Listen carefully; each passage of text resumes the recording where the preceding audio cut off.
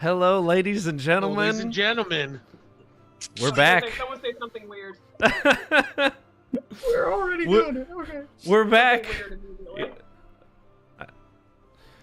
Welcome back after a Well-oiled very, machine. very, very long hiatus to Dice Hard with a Vengeance. Oh, I've missed you guys. I've missed everyone who watches, everyone in this beautiful, beautiful chat, and Tim. Whatever. Taruk Tim. Oh. But thank you all for being patient with us. Thank you for all the love and support. And this is your weekly D&D game here on Twitch, Facebook Live, and YouTube.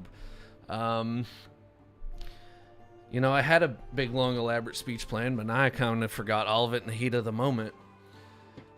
But as always, like us on Facebook, follow us on Twitter, tap the little bell in your YouTube app so you never miss an upload, and buy the shirts at ProWrestlingTees.com. Before we get started, shout out to our sponsors, Raise Energy, available at repsports.com, and our sponsors at Jerky.pro. Use the promo code CurbsideAid at checkout for a 10% discount. And it's been a long time, but y'all, it's time for the oath. Oh, yeah. That's a thing. I, Neremos Torn, do solemnly swear to not be a murder hobo. Corrales. I, Corrales Abrazar, do solemnly swear to not be a murder hobo. Lady V. I'm a murder hobo. Taruk Bloodfist. Tell me you got a sign. Oh, he's got a sign. It's Tell just me you what's got a it sign, bro. We're back, baby. Just a little higher, buddy. There you go. Nice. We're back, baby. God, I've missed this. The merriest Ooh. bunch of idiots this side of a nut house. For real. But with that, Tim, take it away.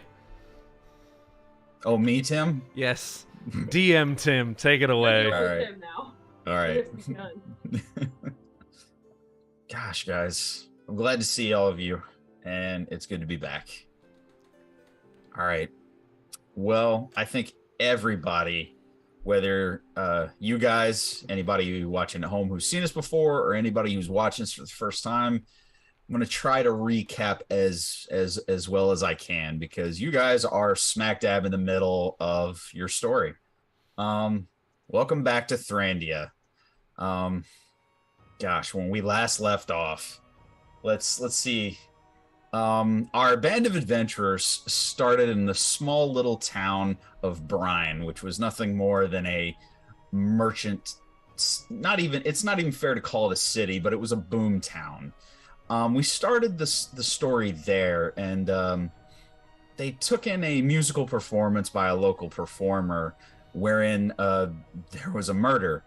And the party, through questioning, deductions, and a little bit of unadulterated violence, found out that there was a dark cult involved with the murder. And thus the ball got rolling downhill, really. This dark cult known as the Brotherhood of the Night Eye appears to be making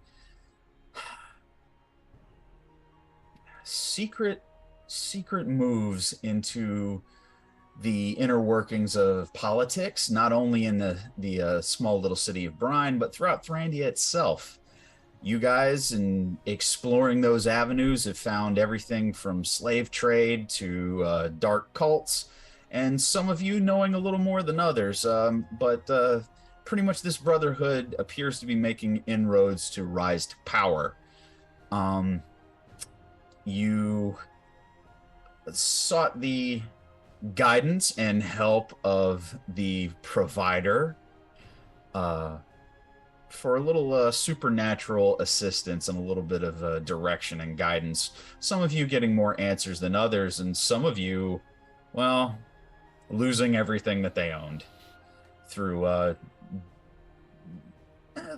magical deck of known as the Deck of Needful Things. After that, you did return to the city of Brine. Shortly after, it was attacked by an undead army, pretty much in thrall to this Brotherhood of the Night Eye. You then fled the city with many of the survivors from the city and found your way in Sandbar, a little tropical island off the coast of Thrandia, which was, for all intents and purposes, a pirate haven, but a fairly organized one, a thriving, functional city on this island, but ran by pirates. Throughout these adventures,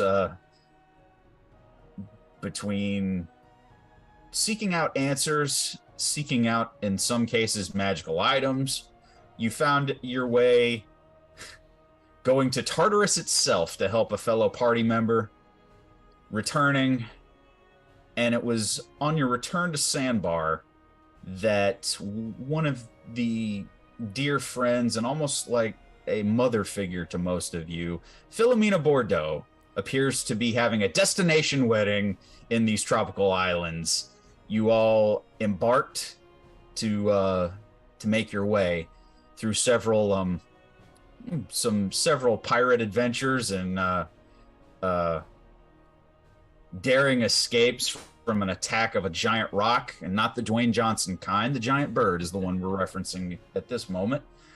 Destroyed your ship, and most of you ended up marooned on the island of Bronze, where you were taken in and given refuge by a fire giant by the name of Calder. However, one of you did not end up on this island. He was whisked away through some divine intervention by one Eris, the goddess of discord, and ended up on a remote little island in the middle of nowhere called Ogygia,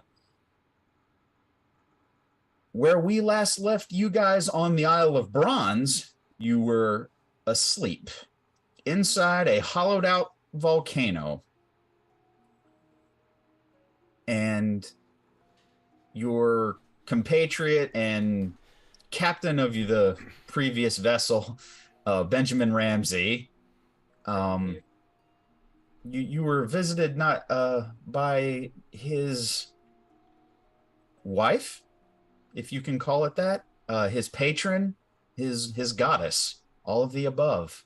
And she tried to make a deal with some of you that she would raise the sunken ship that you lost in the rock attack, if only for a favor that she would call in at an undisclosed time. And after that, you all fell soundly asleep inside this hollowed out volcano. Taruk, you, however, woke up choking on salt water on the beaches of Ogygia, and the last thing that you remember before passing out was the beautiful countenance of a woman who found you on this beach. Sun-kissed skin and dark features and long dark hair. Beautiful woman who said, "Welcome to Ogygia. My name is Calypso." And then you fell unconscious again. So, for a little bit of this episode, we're going to be going back and forth between you guys. I would like to first go back to the Island of Bronze. So, Taruk, be patient, please. And for you guys, I'm going to say that this is the morning after the encounter, let's say, with the goddess. And all of you rise to consciousness the morning after. Go ahead and, for the sake of it, you three roll me Constitution checks. I just want to see who wakes up first. Mm-hmm. Not 20. No add-on. Dirty 20. Okay. What'd you get, George? 3. 3. Yeah. Lucky boy. All right. Not surprised. So, Lady V, you are the first one awake. And as you rise to consciousness, you feel your head resting on somebody's shoulder, Oh, that's right. and you're just kind of awake, and you see the sleeping countenance of the half-elf paladin, one Hector Onassis Velinar, who is still sound asleep, eyes closed, open mouth snoring. And you are the first one awake. Yeah. She's gonna kind of try to, like, detect, like, not wake him up, and just sort of, like, look around the cave to see if anybody else is awake, and just kind of be like, oh, shit. Just, like, make sure nobody else is awake, and then, like, try to kind of sneak away. Yeah, basically what you might want to do a sleight of hand, because basically his arm is around you, like kind of like around your shoulder, and he just... Oh, goodness. Yeah, because, like, I imagine when we fled on the ship together, we slept, like, close to each other, but we didn't sleep, like, No. on each other. No. Yeah, no, I'm definitely gonna fucking do, you said sleight of hand? Yeah, Or just and stealth? I'm gonna say sleight of hand. Sleight of hand, okay. Torin, give me a perception check. Very well. Oh, a wisdom-based check from Torin? I ain't scared. Wow, Bring that's hurtful, especially with that nat 1 that I just rolled. Classic. Swish. Sorry, I'm trying to find my modifier. You're good. Sleight of hand. Okay. I couldn't remember if that was one that went insanely high or if that was just normal high. 24. 24. So you definitely just kind of like pick without waking him, and it appears without alerting anybody else who's asleep, kind of distance yourself as best you can, stealthily. Yeah. That done.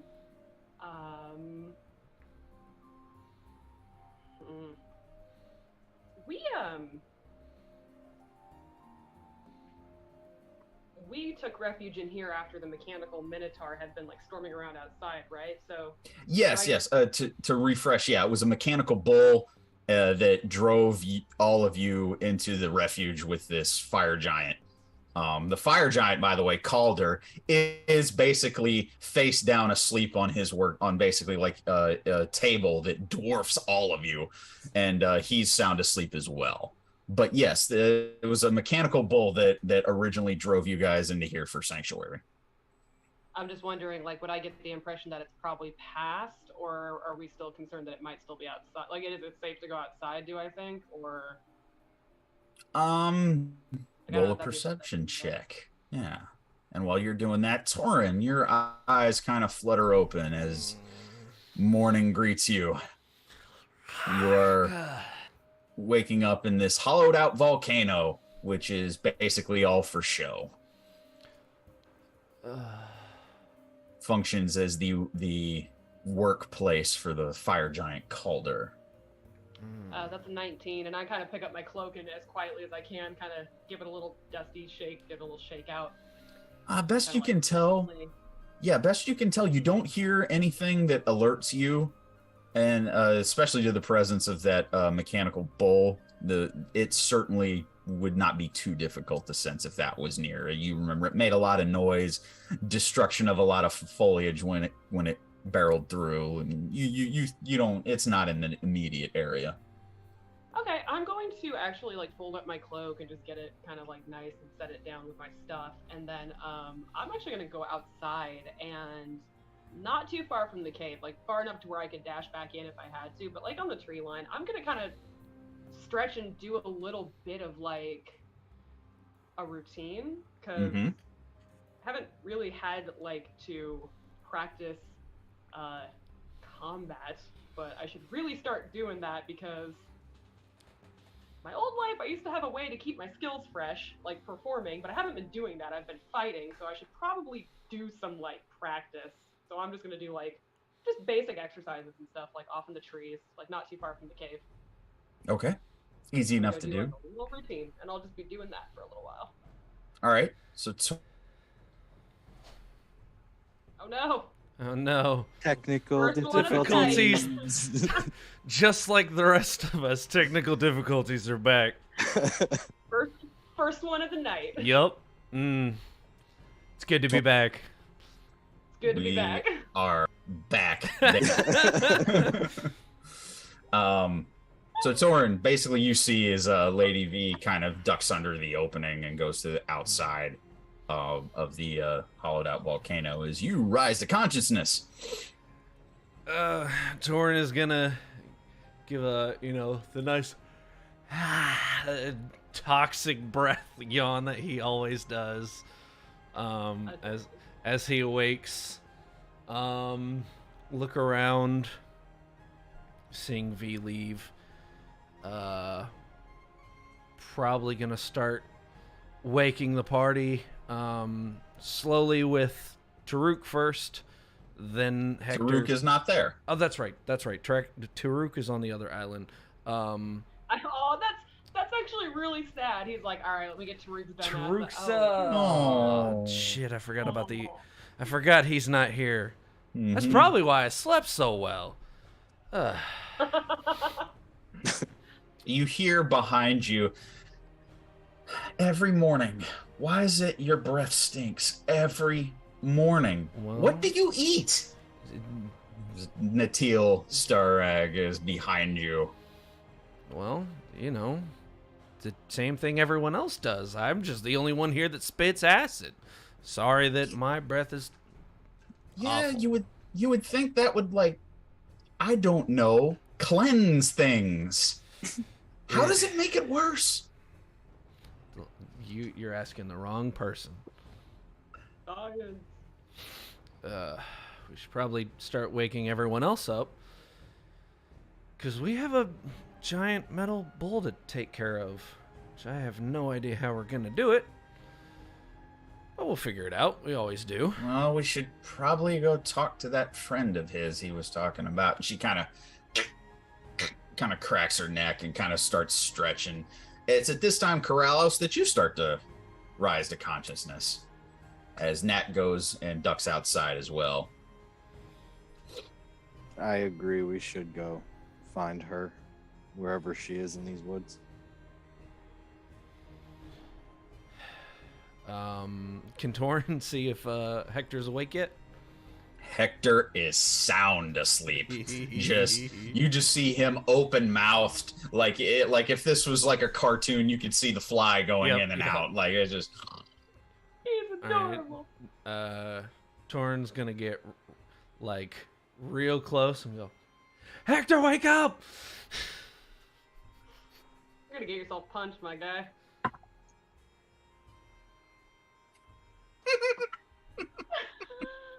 Smite.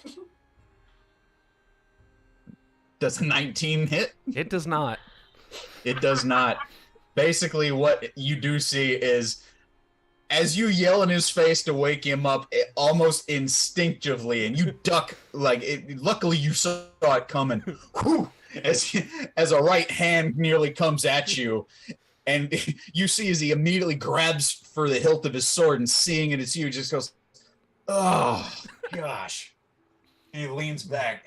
5 more minutes. So he just kind of throws a little bit of dirt at you and leans his head back. He is not a morning person. Good morning to you too, buddy. And Torin's gonna go outside and probably similar to V, start his quote unquote his Thunder Buddy workouts. Are you nearby where V is? There's probably- only 2 out of 3 though. Probably literally like right outside the cave, like not even deep into the woods. Just I was doing gonna say I was just assuming you were all staying fairly close Yeah, to the cave into the volcano. doing But I needed a tree line because V is like doing acrobatics on branches and stuff. Like she's like. Yeah, you're not too far out though, so yeah, they can still see you. So you guys haven't like Well, you see dispersed. V's in like just her corset and like those like kind of flowy bloomery pants, and she's like in the trees just kind of swinging around and doing like acrobatic stuff. She looks like a gymnast. Roll me an acrobatics check.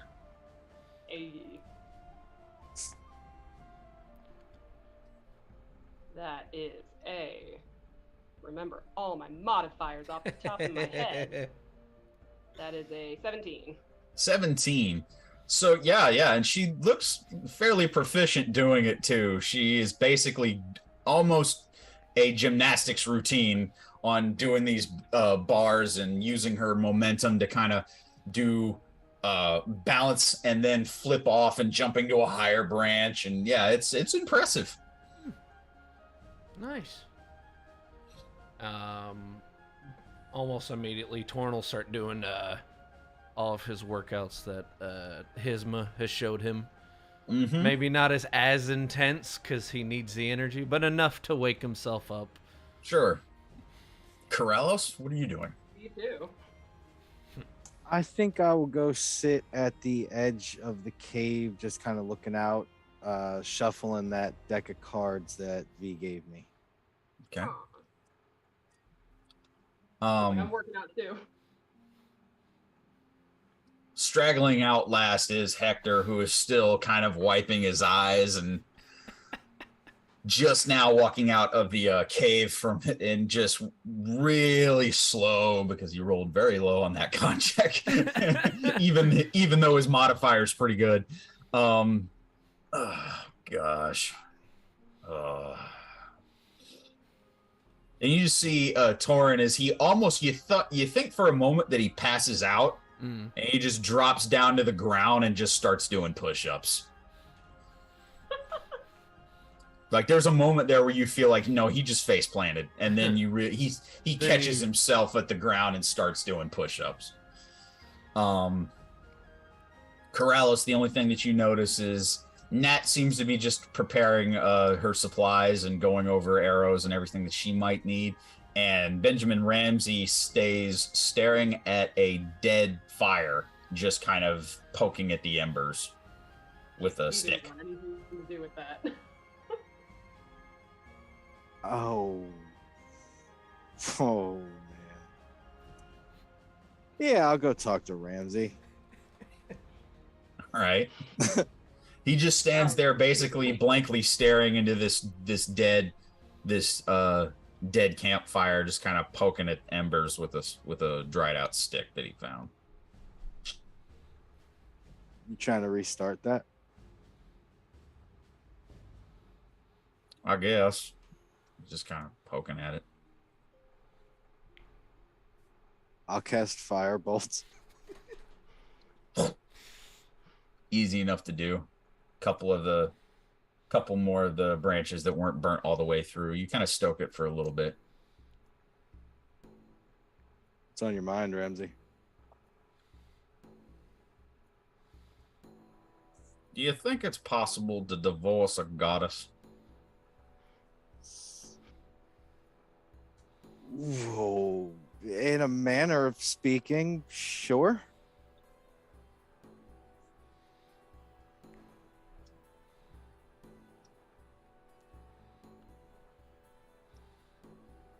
He's just kind of staring blankly. He just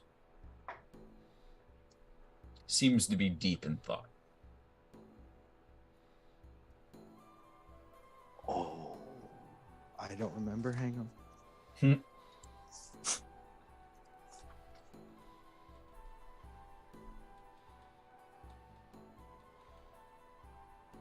Can I cast Detect Thoughts on Captain Ramsey? You can.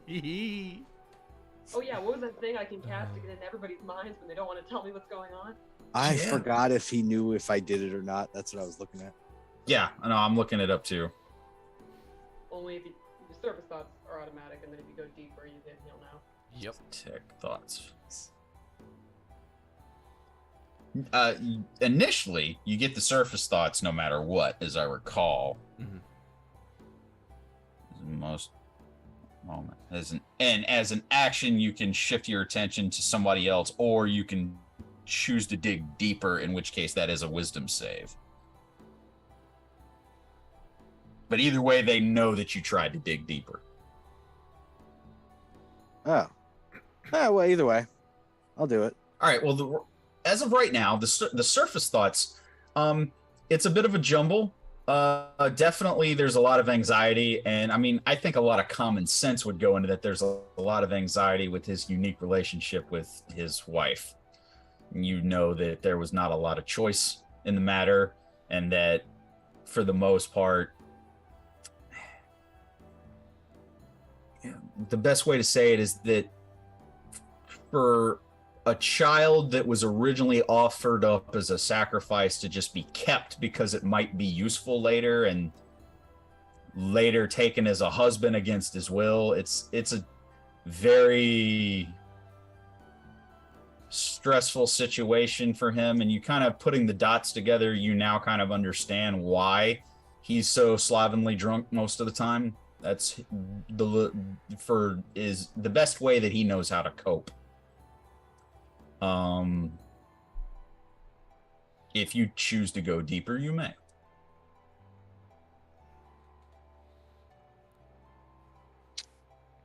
Yeah.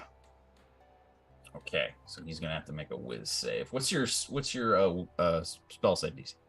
17. Okay.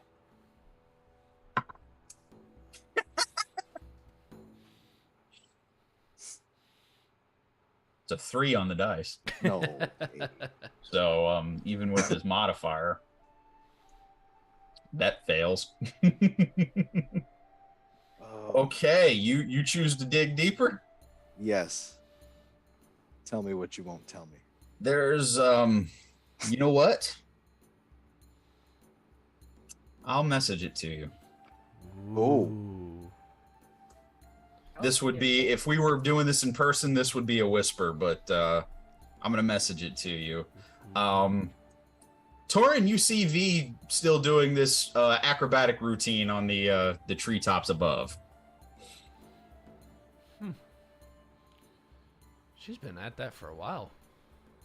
As he's like still doing push-ups, almost you get the impression perfectly. There's a lot of energy Yeah. there, like maybe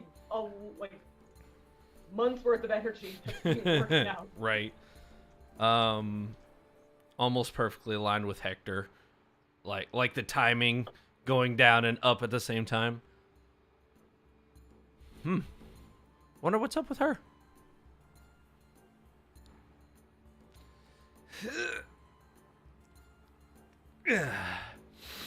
Well, I'm energized now.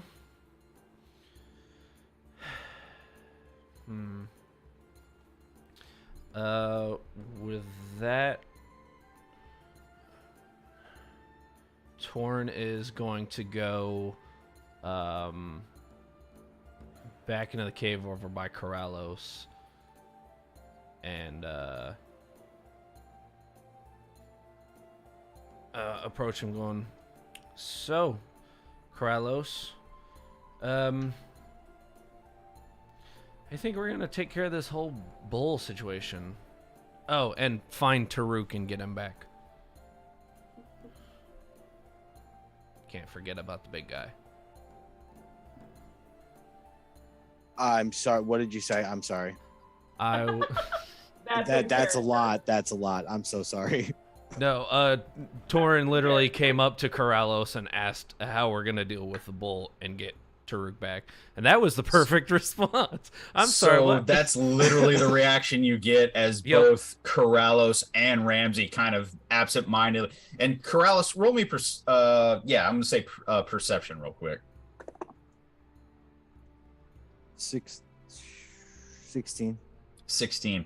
You lock eyes with Ramsey for a moment, and as he's looking at you, and then he puts his attention on Torin. So, dealing with this bull, Nat suggested we go find our large, very, very large friend's associate on the other side of the island. What do you think? I mean, if she knows something that could help, that would obviously benefit us. I think the same thing. But what's in between here and her? That is an excellent question. And unfortunately, I feel like we're gonna find out. We always do. Bronze machine animals? See? Captain gets it. Probably. I'm simply going off what we've seen so far. Hopefully not another giant bull. No, one's enough. One's too many. But everyone else is outside, and V's doing some kind of acrobatic routine. Looks like she's got a lot of energy to burn off, and Hector's almost done with his little workout. So whenever you two are ready to. You turn back to look at Hector. He is face down in the sand.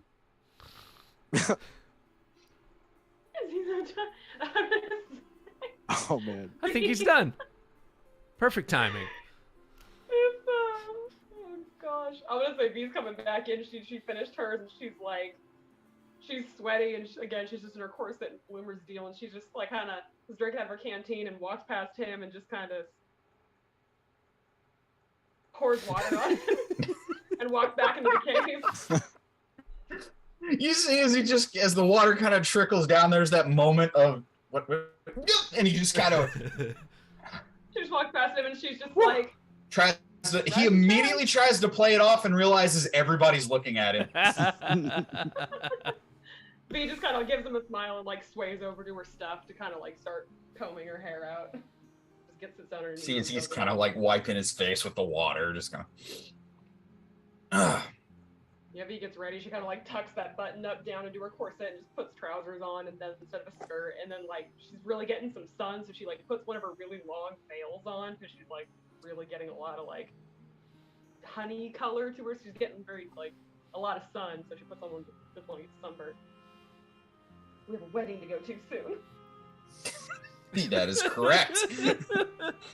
I'm not going to make the mistake that Olive made in real life and sunburned her back in Monterey. Ooh. 5 days before I had to wear a backless dress to a wedding. Yep, that'll do it. V is smarter than Olivia. Okay.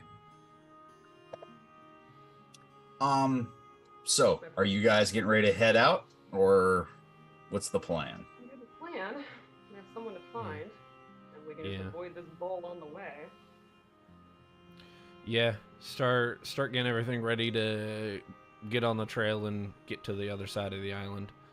All right. And as I recall, Calder did give you guys instructions to go to the southeast part of the island, was where his friend was. I do want to ask him how paranoid this friend is. Should we be on the lookout for traps or any type of like booby trap or any type of like security she might have? The fire giant, who is now awakened and kind of started his own morning routine, does in fact come out to meet you guys. And in questioning him, he just says, well, as far as she knows, we're the only two people on the island, so she's probably not expecting visitors. So be respectful. Try not to startle. Yeah, don't frighten her. I'll leave the talking to you guys as Torin takes a step back. Being the giant lizard. Yeah. I feel like being on this island she's a stranger, but maybe a safe bet. Yeah, she doesn't get visitors often, so. But she should be able to help you as far as possibly if there's a weakness to the bull, she would know. You see, he kind of kicks dirt for a minute. Well, she kind of helped me make a few of them. That was a long time ago, but yeah. Is he a little smitten with her? He seems like he's a little. Are they like special friends, or is he just cute? Yeah, roll insight. Oh, do you remember when my stats went up a little bit? 27? 27? Yeah.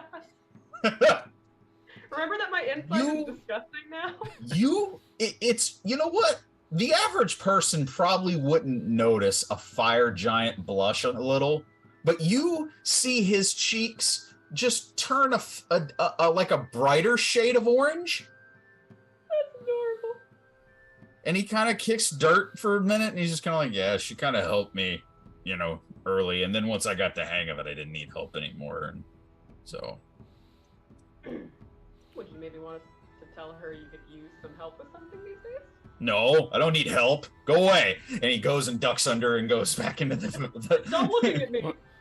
Well, that was strange. V just looks at you and gives you one of those, like, you're a sweetheart smiles. Oh, bless his heart. And the last thing you guys... Gives you a hard smile. The last thing you guys hear is Nat going, okay, are we going? I got point. Either way. And we are going to cut the camera. Fades to Taruk. Fade to Taruk. I'm gonna try something real fast. Go ahead. Let's go, buddy. So, an undisclosed distance away, Taruk, your eyes open, and you are resting on a lovely feather bed inside of what appears to be a hut. Very simple. Just only be a couple rooms big. But you are resting comfortably on a bed. There's a cold compress over your forehead. And you are under some of the most comfortable sheets and covers that you've ever slept in. It almost pains you to get out because it's so comfortable. No memory foam mattress has ever made anyone in this world or in mine feel as comfortable as you are right now.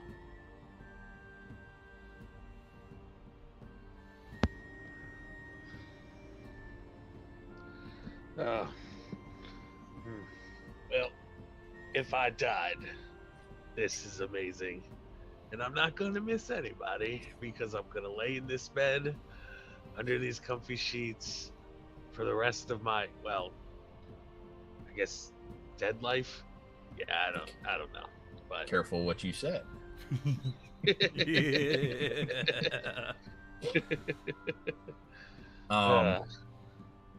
Give me a perception check, Taru.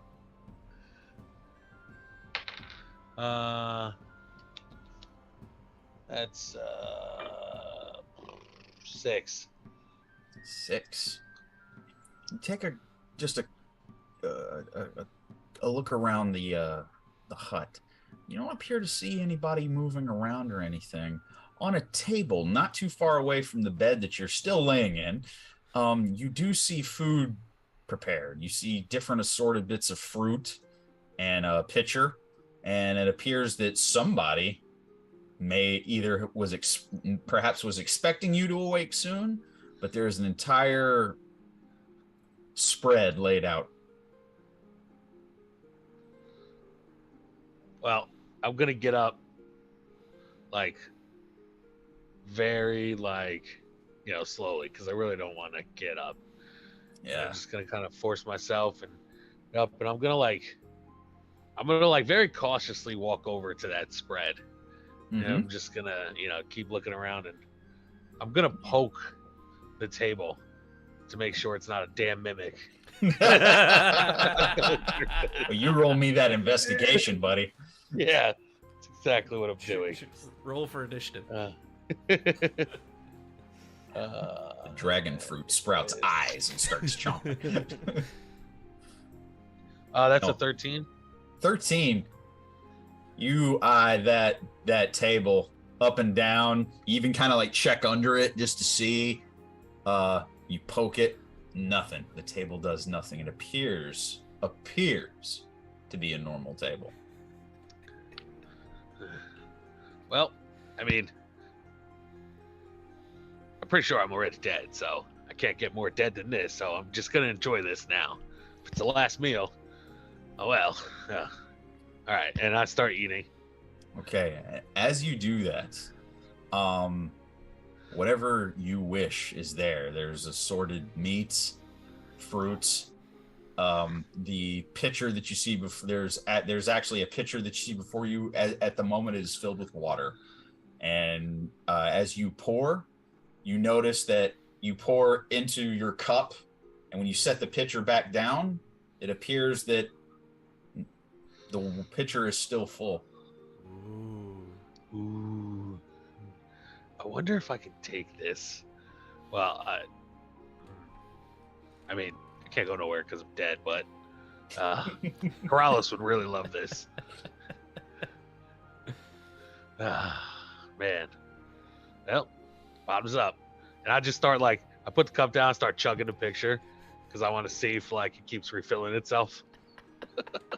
Yeah, as you continue, and it's gushing down the front of your chest and everything. Yeah. And it's self-replenishing. So it's just a constant stream of water. 1 second, 2, 3, and you're already realizing, yo, I might founder. That's a lot of water to drink all at once. I'm drowning. I guess I'm alive. I'm not dead. Oh, thank God. Yeah, I mean, that reflex, that reflex of I don't know who's done this. Have you ever been outside in the heat for a long period of time, and then you're so thirsty and you start guzzling whatever's near you, and you get that sick feeling? Yeah. Because you drank too much too quick. That's what you're almost feeling if you keep going. But yeah, okay, you stop before you get to that. Yeah. All right. Yeah, with your perception check, you don't notice anything else beyond what you see. And like I said, you eat your fill, and you notice that a lot of the food, you could have sworn that you took all of the dragon fruit from that plate, and it is completely full.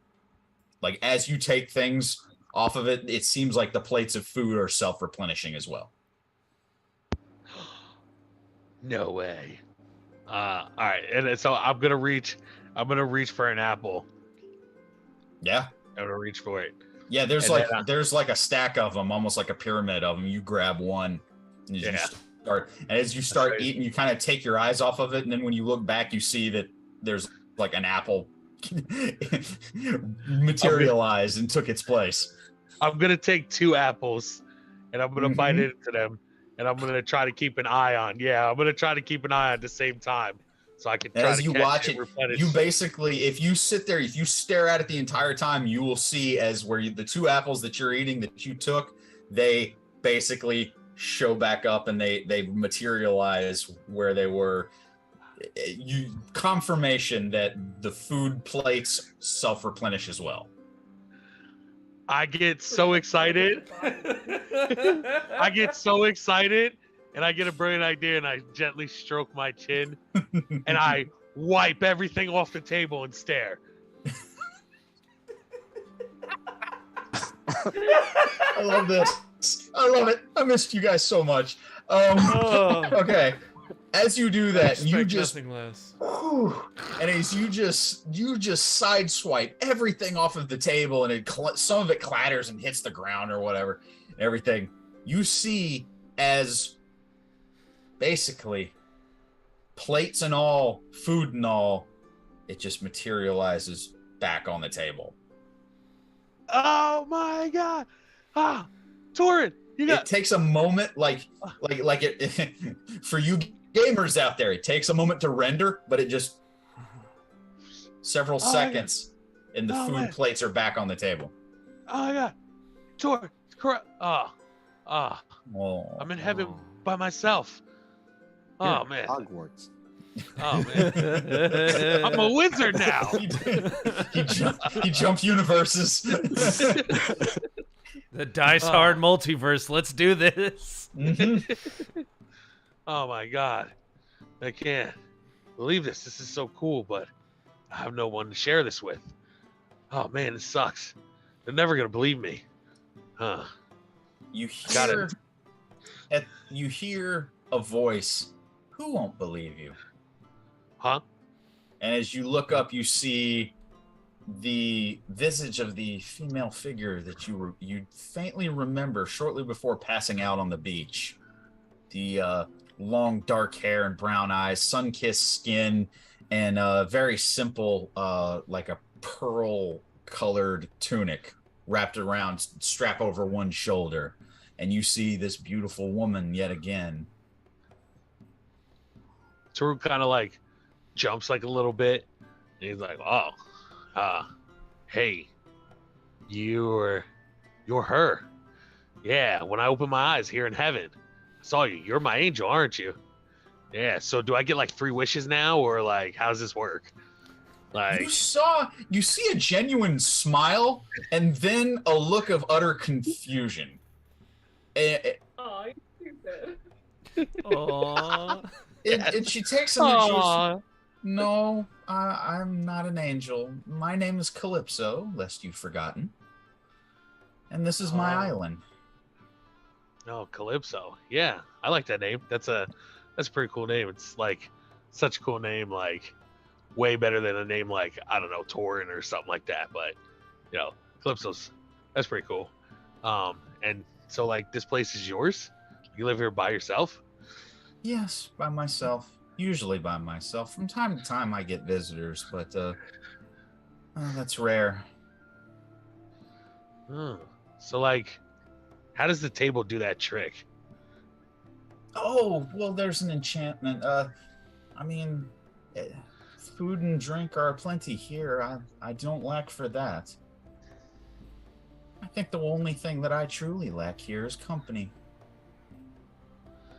Oh, yeah. You know, I was gonna kind of say like I didn't see anybody else around until you popped up. So you're just here all by yourself on this lonely island with this awesome, you know, reappearing food that if you do this, knock over some apples, this happens. Come back. Yeah, like, basically, it disappears off of the floor and reappears back on the table. you know, like, huh? Yeah. At that, roll me perception real quick, if you would. That is a 18. 18. Okay, you notice a faint when you mention the enchantment of the food and the replenishing drinks. You notice a faint half smile come across her face, and her eyebrow kind of raises on the right eye, and there's just a moment of recognition in what you're saying, and then immediately you see that smile come across again, and she says, "Well, yes, it's a simple enchantment that, well, I don't lack for food or drink here. I never want for anything like that. And it is just me here. This is my island. Welcome to Ojigia." Oh, Gigi, huh? You sound like really depressed. Well, and she kind of very coyly, "Well, I just said I don't get company very often. I mean, this island's out in the middle of nowhere, sweetheart. It does get lonely here."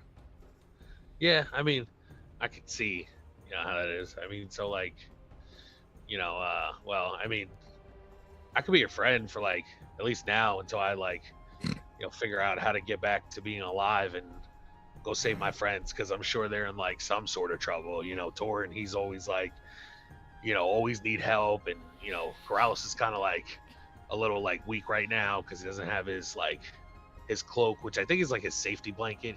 I don't know. It's weird. He's kind of like a thumb sucker. I don't really know. And then like, Hector, pretty boy Hector, he's all like, "Look at me. I'm a king," something like that. And then there's what? Never said that. Then there's I forget her name. She's like some secret irritating, vexing, really vexing. Just Find wanna, another V word, man. Do it. she just Very, very. And I'm not going to vexing, throw you a vixen. line either. Go ahead. you just want to, Vindictive. like, I had pity on you. V is just, oh man, you just want to pop her like a zit, but she's cute, so it's okay.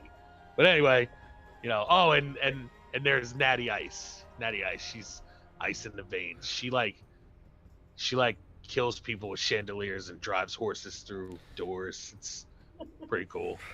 Sorry, I was ranting about my friends. You don't have friends? That sucks. I'll be your friend. So you want to show me around the island? Sure. Did you see his?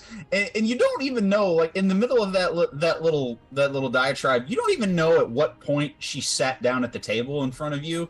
But she is now sitting down, just with her hands like this, listening and hanging on every word. And I'm gonna say roll insight, Taruk.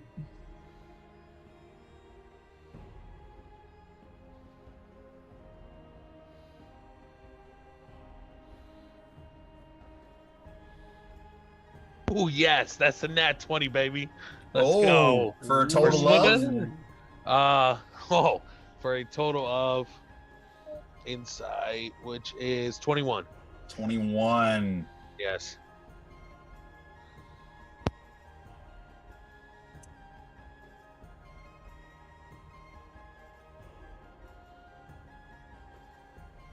You see a slight mischievous smile come across her face and then disappeared nearly as quickly as you saw it.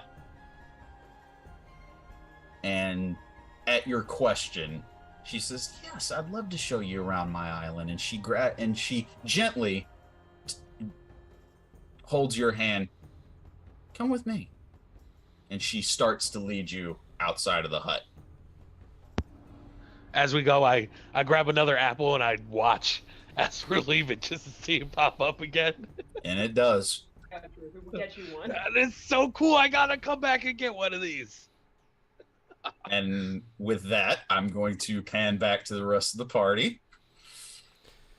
You guys have made decent time with Nat leading the way. You have seen a few more of the bronze mechanical creatures that you've seen here before. You've seen a couple birds, a couple of smaller wildlife, shall we say. And as before, and as you observed before, the mechanical wildlife behaves exactly as normal wildlife would. It appears that this bronze mechanical ecosystem thrives in its own weird way. I'm going to ask all three of you, roll me perception checks, please.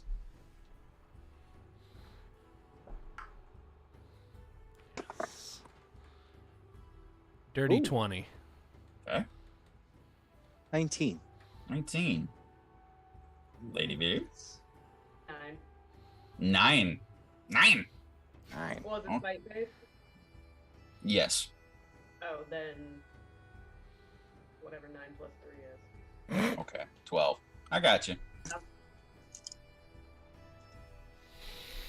Brain, drill, pull. Okay.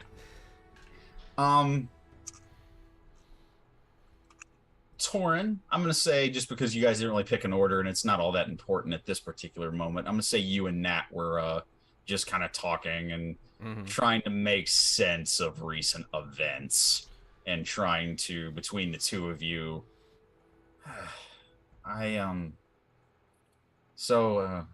Benjamin's wife, yeah? Yeah, that's weird. And like, she's the reason that he's magic too? Yeah, is that like a Corellos thing, except he's married to her? I mean, I guess. Is Corellos married to, well, no, because Nina. So he's not married. No, was Corrales married to the first one? Is that a prereq? I don't think Corrales is old enough to be married to anybody. That makes it worse. You two. Like dog years. Like, is he younger? He's 17, but for a tiefling, that's like really young. Yeah. That occupies y'all's thoughts as you move forward. Corrales, basically you try to keep to the shade as best as possible with the tropical vegetation and there's only so many palm trees around. You sticking to the shadows is very difficult. Sure.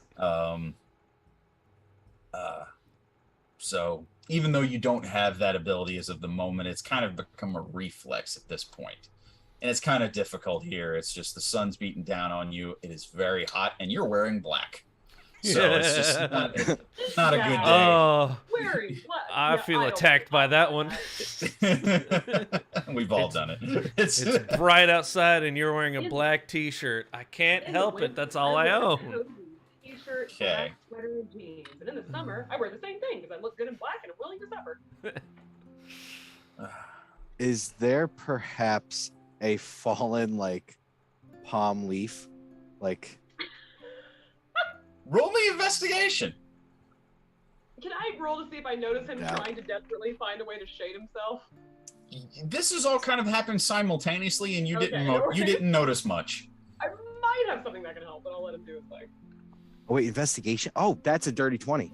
Dirty 20. Hey, look at that. Yeah, you do find it. It takes you a bit, but as you guys are walking, you do find some downed tree limbs, and one of them is from a palm tree. So it does have some of the leaves and stuff on it. So if you're, I think I know where you're going with that. You do find one that might be serviceable. Fantastic.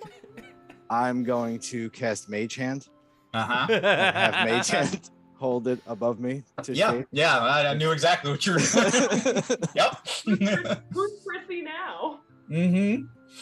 So as your mage hand I'm just holds your- picturing one of the Adams and on a sunny day with like a yeah, black a makeshift umbrella. parasol at this point. Yeah, it's no, it does the trick, man. It does. V, what are you doing as you guys make your trek through? Kind of slogging along. Like, this isn't the worst place we've been, but a lot's happened, and she's just sort of in a weird place. She's just like, she's getting better at walking through the sand and everything, and she's wearing pants and I guess decent enough shoes, so it's not too hard. She's just kind of shuffling along, trying to make it happen. Okay. Nothing in particular. I mean, she's definitely like kind of like Corrales actually. She's definitely getting beat on by the sun, so she's definitely kind of swimming or whatever. And then like as I walk, I'm kind of like absent-mindedly like messing with one of the tentacles on my displacer cloak, because I mean like the cloak it's been a little dirty lately, so I'm just kind of like patting off dirt as I walk and just absent-mindedly holding one of the little tentacles and just slogging along. Okay. Not that it's important, but anyway, how tall are you? Me?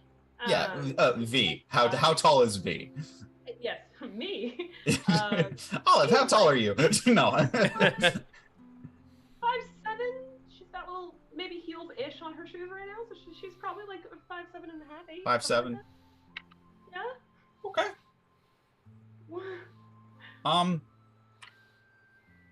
As you're absent-mindedly kind of fiddling with one of the tentacles, you notice the ground rise about 2 feet. Oh no! As 2 feet deep, you are suddenly swallowed by the earth.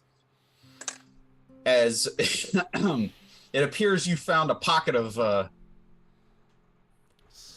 quicksand, and you are 2 feet deep. So you're right about what? Just above knee level?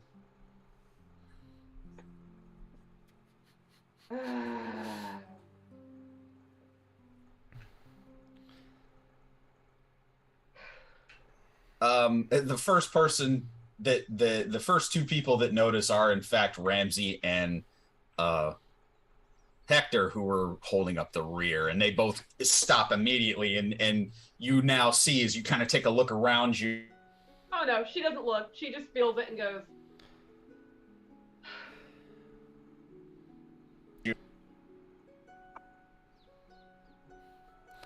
I get swallowed by anything else.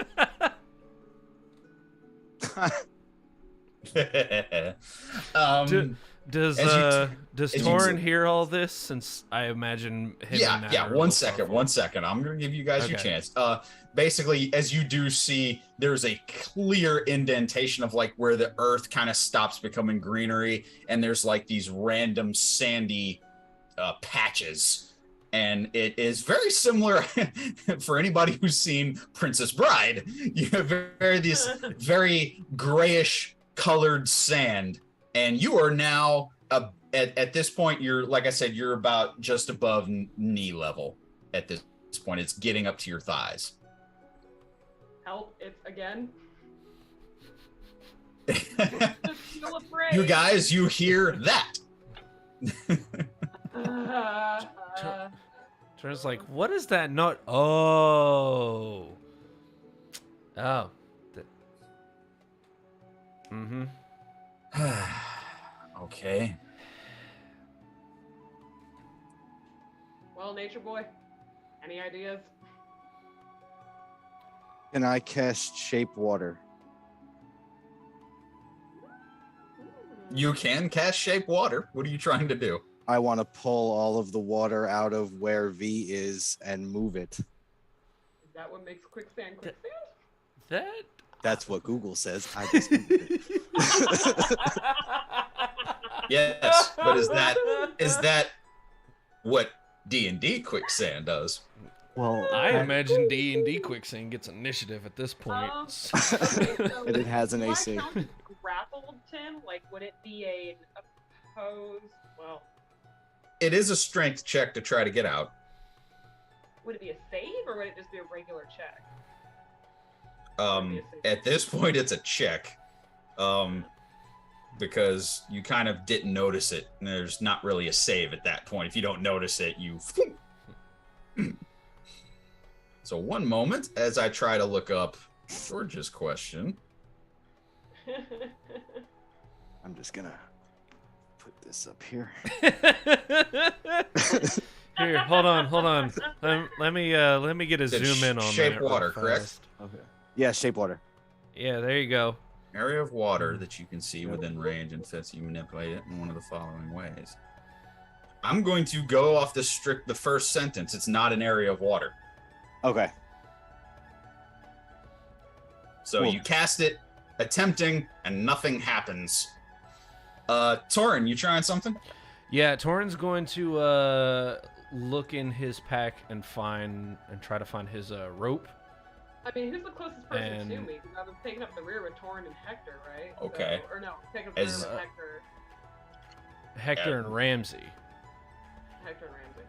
Torin goes looking into his bag. Mm-hmm. V, Mm-hmm. you sink another foot, God damn it. and you Yeah, are if now someone- just above waist level. At this point, yeah, Yeah, I'm wondering, is anybody you close feel enough to me? two arms basically kind of behind you, kind of wrapped right around at your waist level, and Uh-huh. you basically, Hector is kind of hugging you from the back at this point, trying to keep you from going deeper. He's basically lying flat on the ground with his arms stretched out, holding you, making sure you don't sink any further. So since he's kind of prone, could one of us do the help action for a strength check to try to pull me out? Like, could I give him the help action to pull me out, and it would be a strength check on his part, like an advantage one, if I tried to help, like by kind of gently trying to get out, and he can make the strength check? It will be a strength check, and that will help the DC depending on what you guys do. I was But hoping as of right now, Hector's just keeping you from sinking deeper.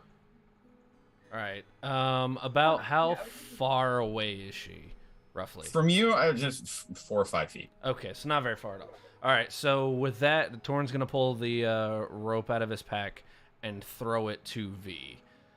And I'm going to try to almost fish her out of the water. Give me a dexterity check, Torn. All right. 10. 10? Yeah. All right, I'm going to say this as best I can without giving away.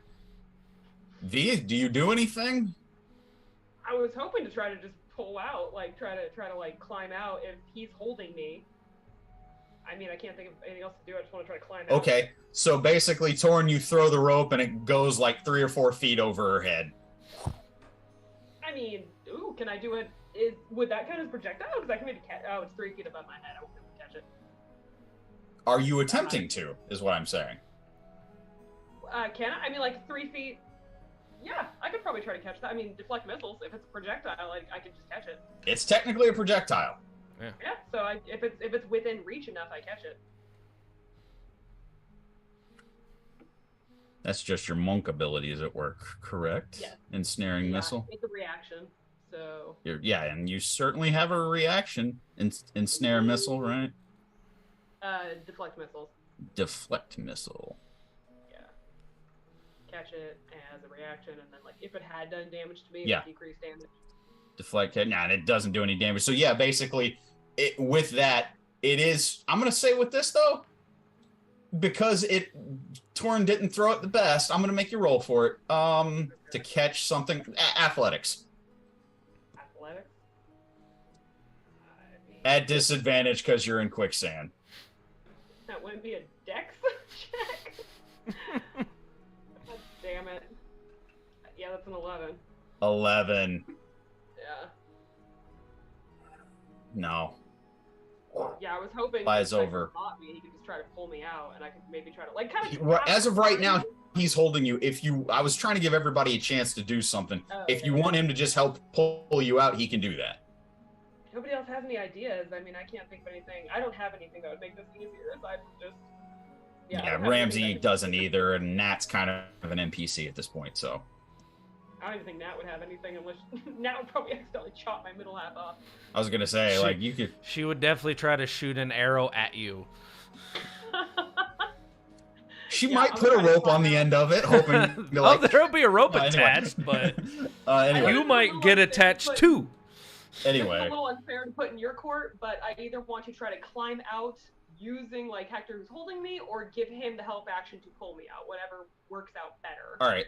I'm going to let you make that call then. At this point, let's say that Hector's under your control. What are you trying to do? Yeah, tell him I'm gonna give him the help action to pull me out. Like kind of just struggle a bit and let him do the check, and I'll help action. Okay. Kind of like scramble and try to like One for each using foot the him, try to creature is crawl sunken. as You best I have can. sunk 3 feet, right? Yeah, you've sank 3 feet at this point. So that's a decent. All right, and he's got to do a strength check against that. And I believe if I can give him the help action by kind of shimmying, Okay. then he gets advantage if I give him the help action. Strength check is 5 and increases in the same manner mentioned. Oh god, he just broke my ribs.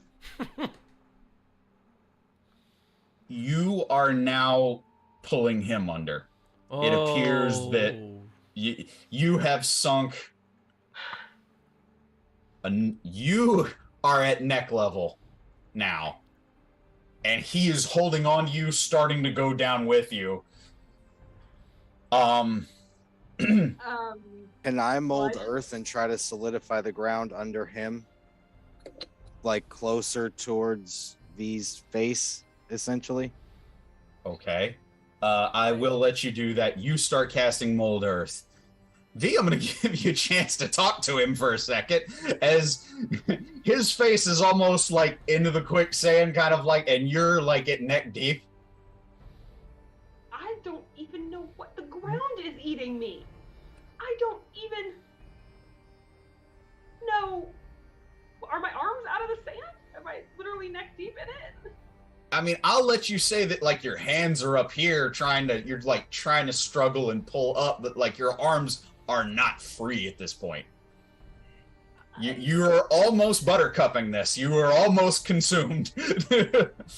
I have evasions out the ass. I have dex saves out the ass, and I don't think I have anything. Imagine that. It's almost like I That threw is something gonna at you. get me out of this.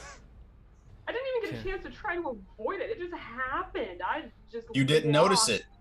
It's not like it's a trap. It's. Oh yeah, no. I just walked into this shit. Yep. I don't have any. Like, I don't even have a rope on me. I mean, like, I guess I have my.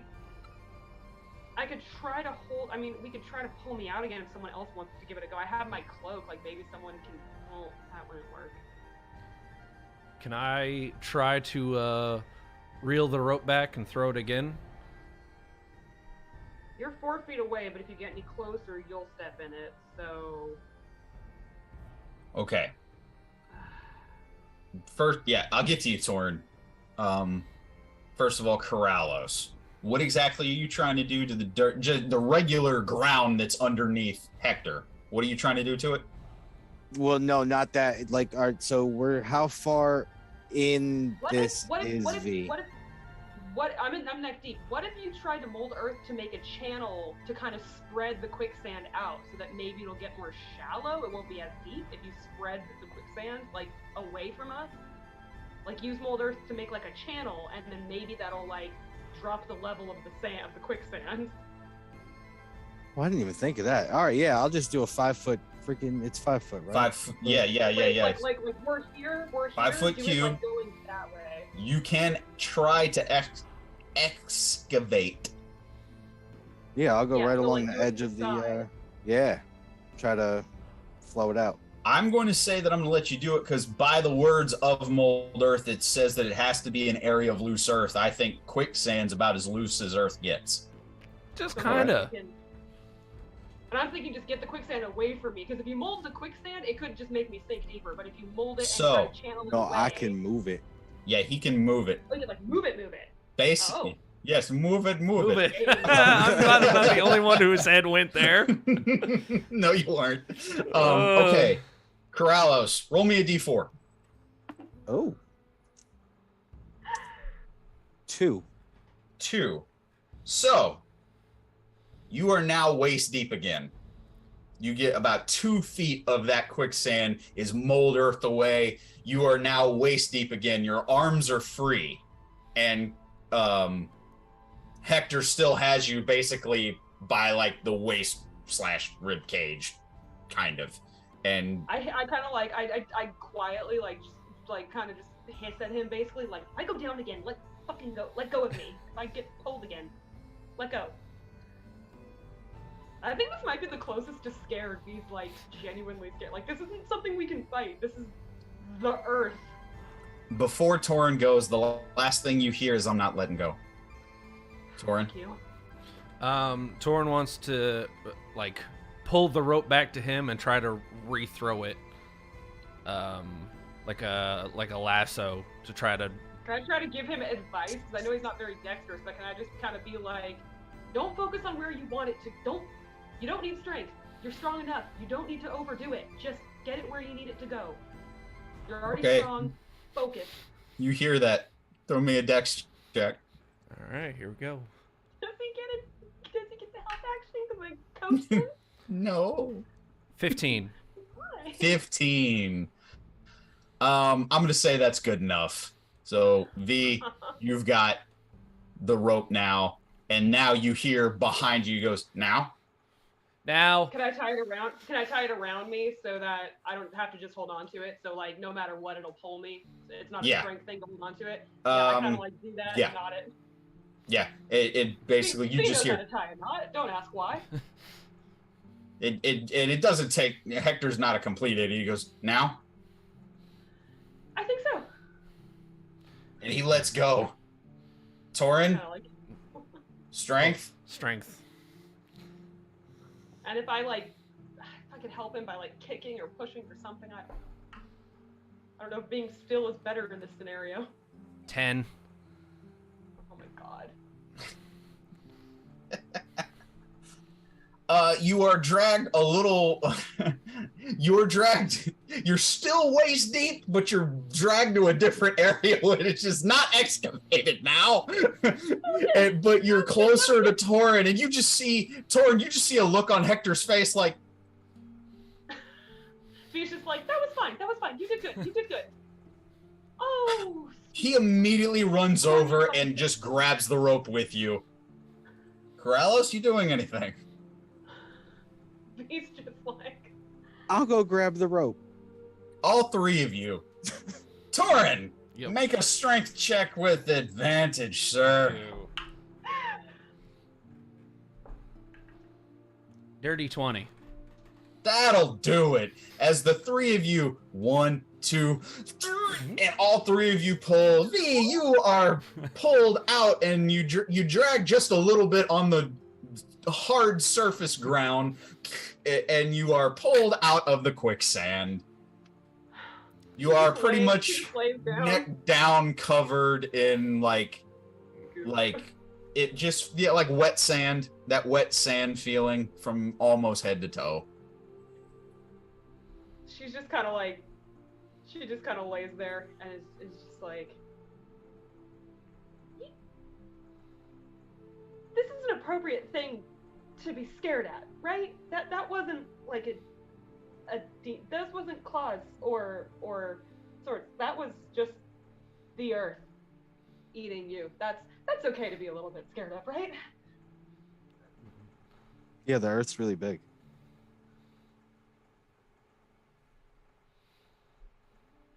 It's just an awkward silence after that.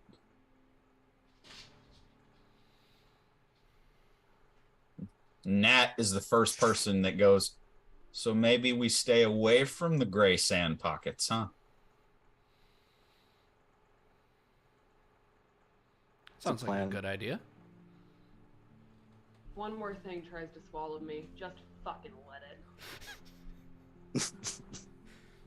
Just kind of like shakes her cloak off and her veil because she had them both on. She's just shaking sand off it like a wet dog. I will press the digitation. Oh, it's okay. V. Yeah. I got it. This is perfect. Before you do that, V, Ramsey just kind of raises a handkerchief to you. Takes it, just kind of dabs her eyes with it. And at that, Corrales, you're like, okay, enough's enough. And and then, like, as you press digitate, she just kind of wiped away the stress tears, and it's like, okay, nobody saw that. Kind of hands it back to him with like, thanks. Ramsey just kind of nods and goes about. And there's like a awkward breath of, okay.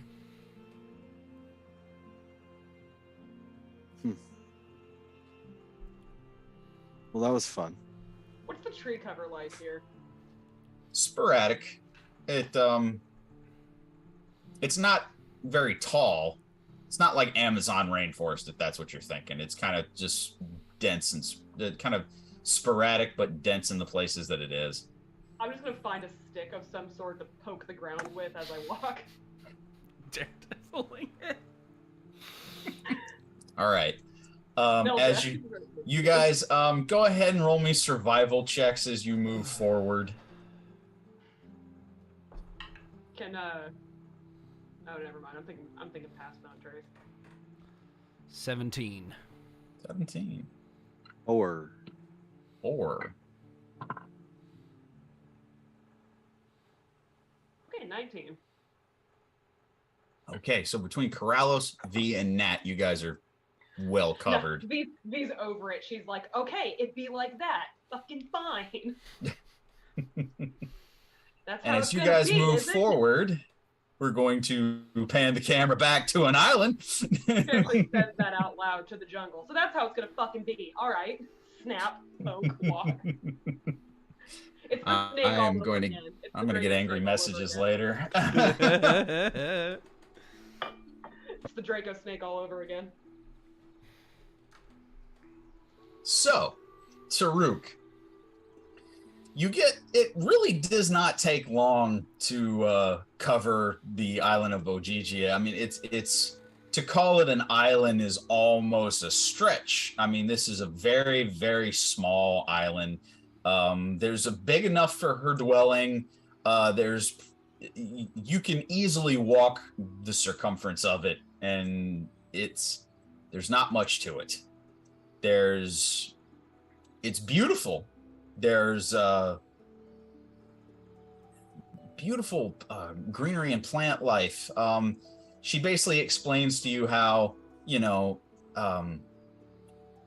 she is provided for. These are divine magic which replenishes her.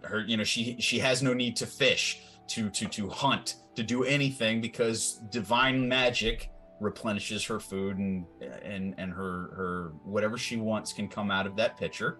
It can be water, can be wine, can be ale, whatever she wants out of it.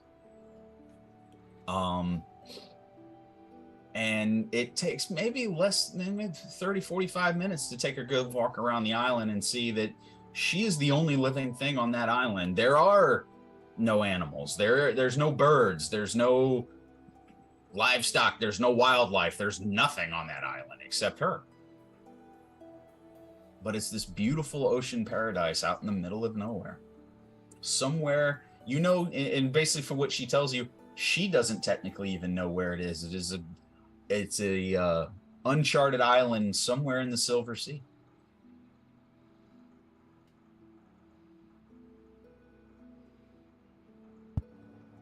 Wow. So, you really weren't kidding. You say you're all by yourself. Yeah, it's just me. There's nothing here, not a fish, a bird, or nothing. Nothing. So, how did you get here then? I've always been here. You see, she kind of demeanor kind of changes a little bit at the question, where for most of the day you have seen a very pleasant and very almost flirtatious demeanor out of her. At the question of why she's there and how long she's been there, the mood kind of switches. It's a little darker for her. You okay? Yeah, I've been here a while. What I told you before, I only get visitors from time to time, and they don't stay long.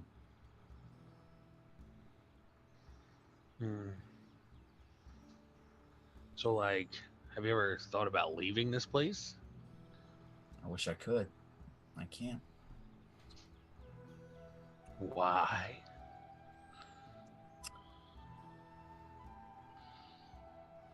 I'm going to ask you. That's a persuasion roll, buddy. All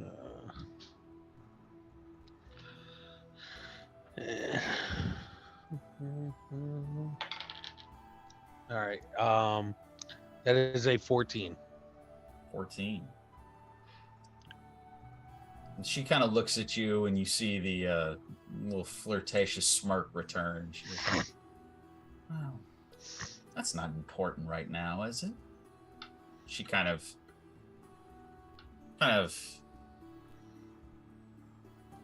strokes kind of like your arm a little bit. Just kind of slowly makes her way down to your hand, and she grasps it. Taruki kind of I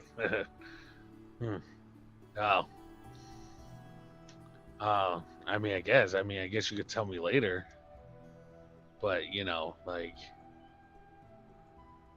so if there were people here, what would you do for fun?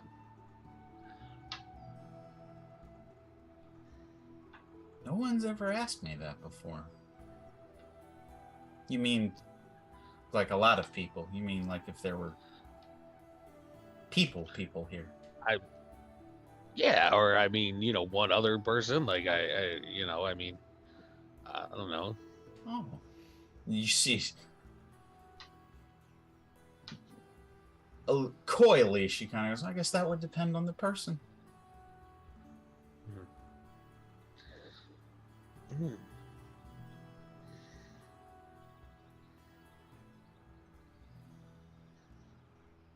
Yeah, I mean, I guess so.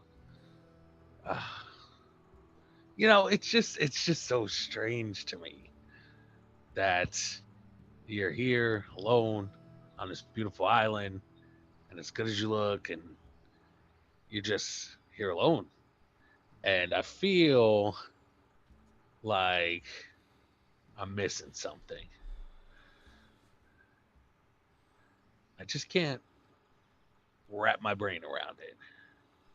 She kind of scoots a little closer to you and kind of settles right like on your shoulder, kind of rests her head on it because as tall as you are, it's like you ever seen Shaq's wife? It's like Yeah. that. Like they're the size difference. It's kind of like right there. She's just above your hip. Yeah. But anyway, she kind of just settles into your shoulder. She goes, well, like I said, and she kind of rolls her eyes up towards you and says, it would depend on the person.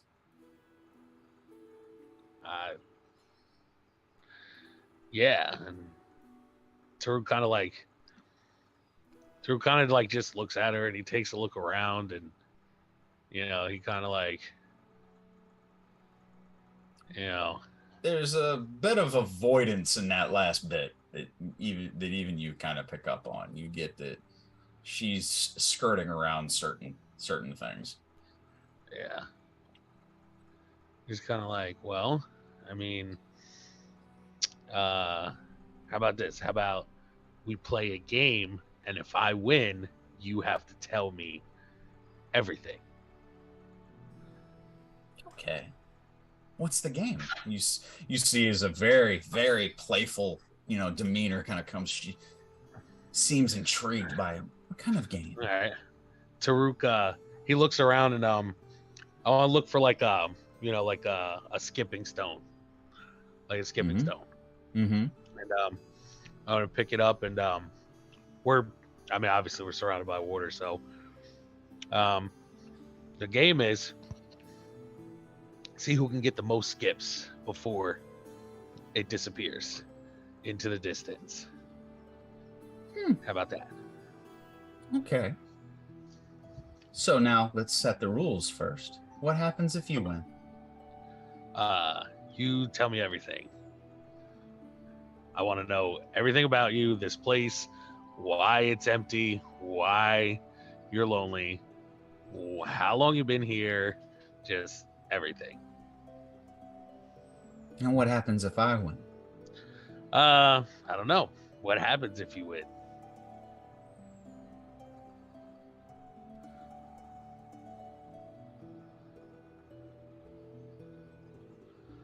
Roll me insight.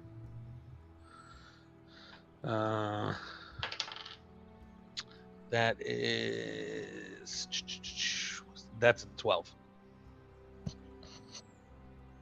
You don't notice anything. And she goes, okay.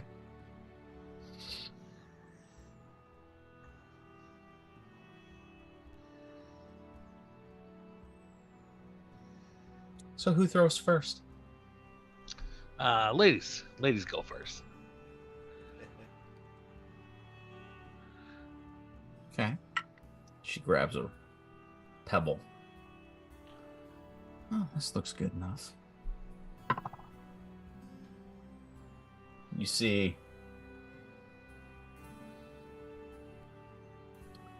she throws and it skips 3 times. Sinks beneath the water. Sinks beneath the waves. Man, that was pretty good. My turn? Yes. Roll a dex. All right. Straight dex check. All right. And that's 19 plus 3. Nice. Ooh. 22.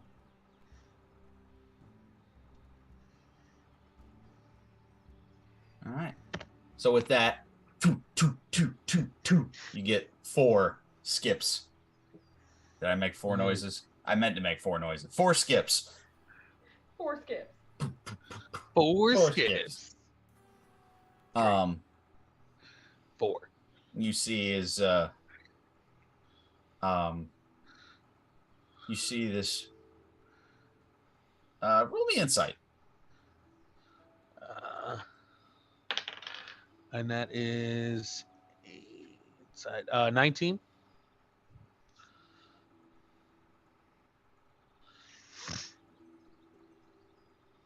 Sorry, give me one more time. What'd you say? 19. 19. This time you caught a little something, and you see almost a bit of a performance out of her with a, "Oh, it appears you beat me." Oh, well, I gave my word. And she settles up beside you again. I promise to tell you everything. She kind of you got a little chin hair, correct? Mm-hmm. She kind of pulls that down because, like I said, you kind of tower over her a bit. She kind of pulls you down and then whispers in your ear, in the morning. In the morning. What? And with Taruk that, go ahead, buddy. Taruk just kind of is like, in the morning, and he like turns his head and he kind of like says to himself, gritting his teeth, "Oh man, she reminds me of such a vixen just why do I do this to myself?" Sure, yeah, okay, in the morning, yeah. Did Taruk all right. just learn something? All right, yeah. Learn? What's that? Scott learned the power of love. Internalize something and use it for future reference with a similar. Did Taruk just have common sense? Oh my! So we're going Let's to not get ahead of ourselves. We're gonna pan to the waves and go back to you guys, back on the Isle of Bronze. All right. So the little encounter with the quicksand past us.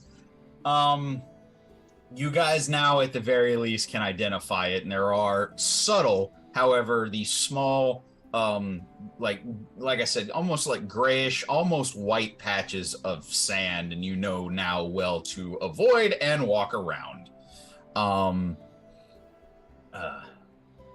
Now, moving forward, I'm going to ask you three, just because we're not going to let the NPCs take over. All of you guys, roll me perception checks, if you would.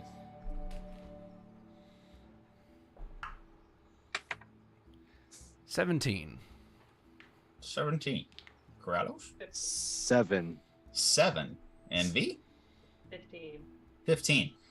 Torin, you and V notice, as you guys move forward, you see some of the trees in this area. Some of them are broken.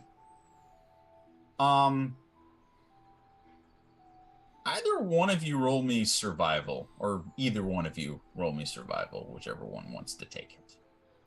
V, go ahead. Oh, not a both of us thing? Or, I mean, I can. Do you want me to, or do you want to? You go ahead. Never I mind. will say I'll this. Take care of it. Yep. With, Never mind, I'll take care of it. with Nat she with remembered something. Yeah, with Nat with you, I'll say that it's an advantage.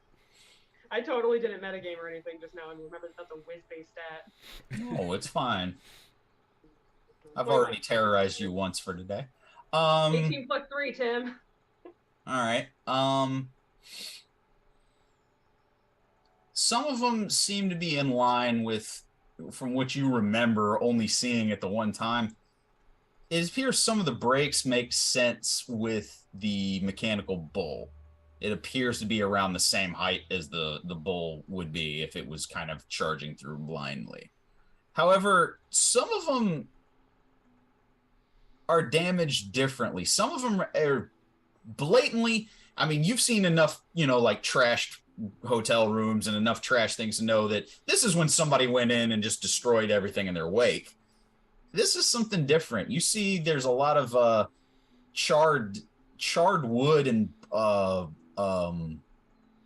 dead wood on a lot of these trees, and almost as if they were lightning strike.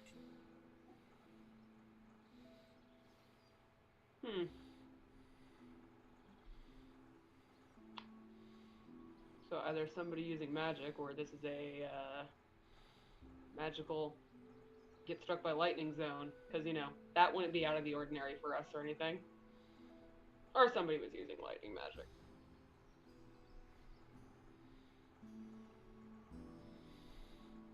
Nat kind of agrees with you. She goes, well, I think we can safely say some of these were broken by the bronze bull, but these others, I don't know. There's different creatures that can use lightning on top of just lightning coming down for no reason. Right, or can we tell if this was, I mean, that would be a real stretch to try to figure out if this was lightning. I was gonna say, can we tell the direction? Like, does it look like it was shot straight or came down? Yeah, like, does it look like defensive, like somebody was casting here and it was like magic that was being, like, by the direction of it? Because we've seen plenty of Corellos throwing around magic and the kind of wake it leaves. I mean, if it looks like defensive wounds, this is gonna be something that I talked with a couple people about. I think for certain problem solving things like this, I've done intelligence rolls in the past, but I'm going to allow an insight roll for the sake of problem solving. Okay, yeah, V's kicked it into high gear. Bets are off. She's like, oh, okay, I'm done moping. I don't want to die here. Fucking. That's a 19 plus 11.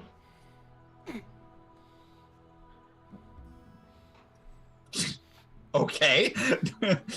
19 plus 11? That's 30. Yeah, that's a 30. The lightning strikes appear to come from the sky, or at least angled from the sky. There's impossible to tell if it was by arcane means or by natural means, but you can definitely tell from the trajectory, it definitely came from the sky. It doesn't look like a caster was like letting loose spells. It looks like No. it was a lightning strike, like a natural lightning strike, like from the direction of it. Possibly. All right, well, if I had to guess, either someone called down lightning directly from the sky, or it's lightning from the sky. This doesn't look like after we've had a battle with a bunch of mages. It doesn't look like Taruk threw his javelin. No, and it doesn't look like Corrales or another mage was throwing magic around. It looks like sky lightning. Kralish, you ain't been throwing around lightning bolts, have you? No. All right, just checking. You hear Ramsey in the back go, have we noticed lightning strikes anywhere else on this island?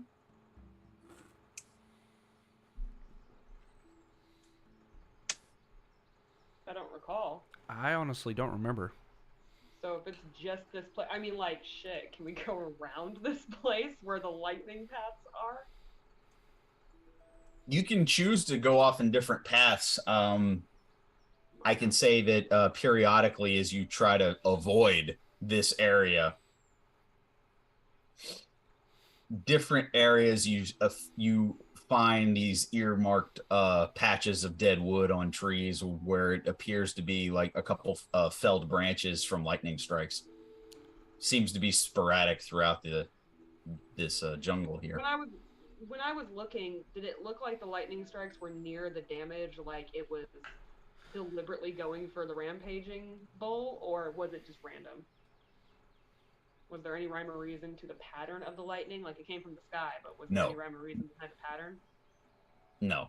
Well, the rhyme or reason, the best that I can tell you with a 30, you do everywhere that you do see the broken foliage and greenery from around the height of the bull, you do find these lightning strikes.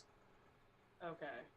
I'm not saying anything definitively, but it seems like although they're coming from the sky, they are primarily where the bull was, or where the wreckage was. Like lightning was trying to hit the bull? What it looks like. Again, this is not my area of expertise. Nat's kind of backing up everything that you say, kind of like it's all kind of looking that way. I don't see a single lightning strike without the lower damage to the underbrush that appears to be from the bull. Well, then I guess it's safe enough. I mean, we're gonna find the bull one way or the other, so I'm not so much worried about the bull. I was more worried about this just being a cursed lightning field of You were worried about just like- random lightning strikes. Yeah, because the natural order around here hasn't deliberately tried to kill me today. I mean, I might not be a smart dragonborn, but I am walking around in a lot of metal. Mm. So, I get where your concern is. Well. I guess we have nowhere to go but forward. As you move forward, Torin, Nat kind of just whispers to you, so would lightning damage hurt you more because you're metallic? Like if you were chromatic, would it not hurt you as much? Or would Honestly, I've never tried. I've never test driven it. Basically, as you guys move forward, have you ever been struck by lightning? Not that I remember. Just as you guys move forward, I'm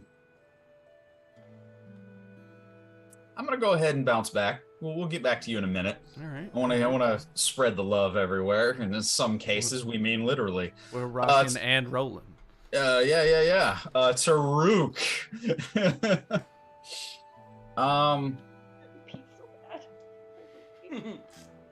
Well, I tell you what. Would everybody mind a little bit of a break here, and we can pick back up after that? Sure. That's cool. Sure. Yeah, we can take a break. You guys go ahead and go for it. I mean, I have to wait a little while anyways to handle my business. But I was only going to do one more thing, so it's okay. We can do that after the break if you want to do that. no, I don't need a break right now. It's up to you guys. Okay. I was just saying I had one more thing, and then I was going to ask for a break anyway. So it was just. can- Yeah, let's do that. Let's do that. Yeah, you can do yourself with Taruk, and then we'll transition into a break. Just making sure. Just making sure. Yep. All right, Taruk. And we're back. As the Marvin Gaye soundtrack kind of dies down a little bit. Some Marvin Gaye.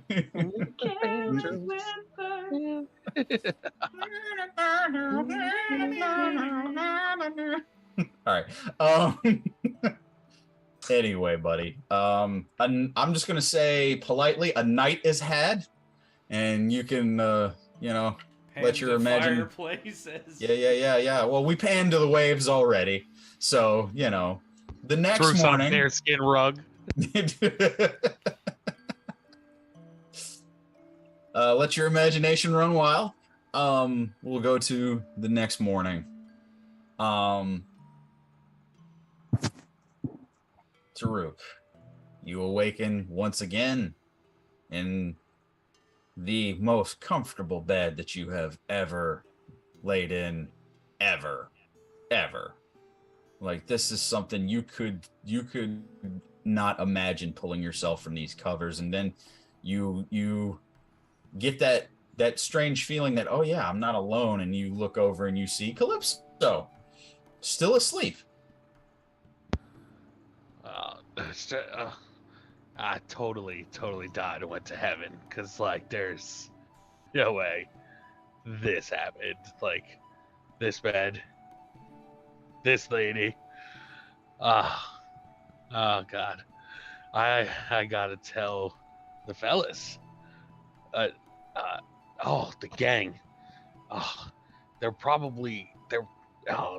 Something's probably going on with them. They're probably stuck somewhere. Somebody's beating the crap out of them. Somebody fell into something. I don't know. God. So Taruk he kind of looks around a little bit and gathers himself up and kind of rolls over and taps Callisto lightly on her forehead. As you tap her, she immediately starts talking. She goes, "Who are you gonna tell what now?" Uh, so She kind of just she just kind of glances over at you. You find out that she was awake too. you kind of heard that. Yay. Hey. So last night. Yeah. So I promised to tell you everything in the morning, and it's morning now. Yeah. So spill the beans. Well, I have been here forever. I honestly don't know. Time's a little weird here. As long as I can remember, I've been here. Why I'm here? I am the daughter of a Titan. And when you're the daughter of someone who tries to overthrow the Olympians, they can be vindictive and vengeful. And just being related to the wrong person can get you punished or exiled to an island for all eternity. Cursed in a way. Yeah, I know all that feeling all too well. So like, who's your dad?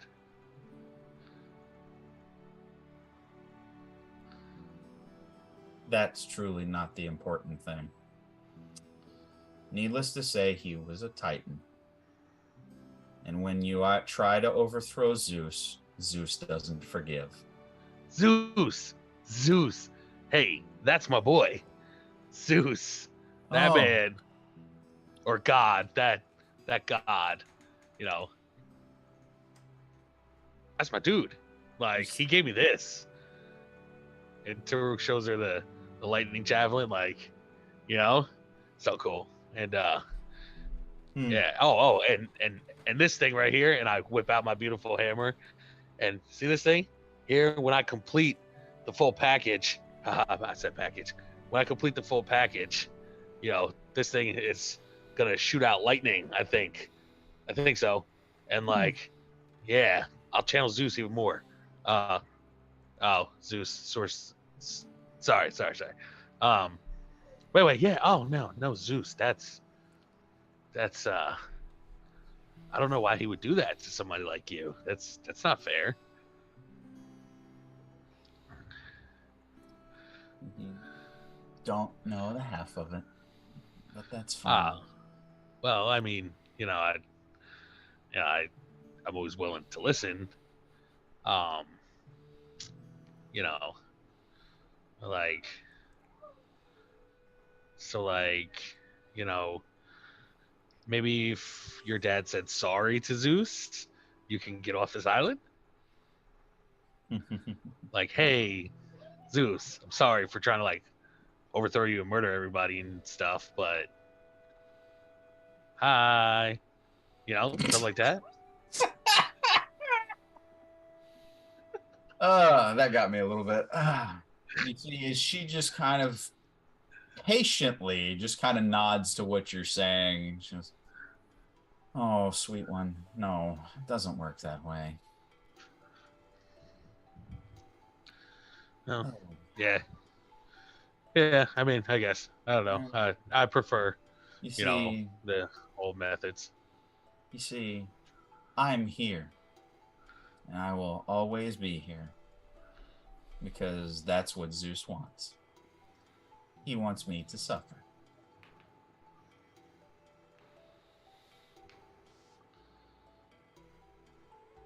A gilded prison is still a prison.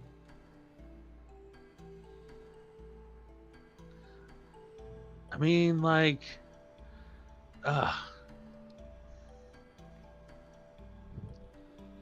So, like, have you ever just tried to leave, though? Like, have you? You know, you just kind of like, get on up. And she just Move. kind of, you see, she just kind of falls back into the sheets, kind of like, of course I have. I tried it my first, I don't know, a few decades here. I always end up back here. I can't leave.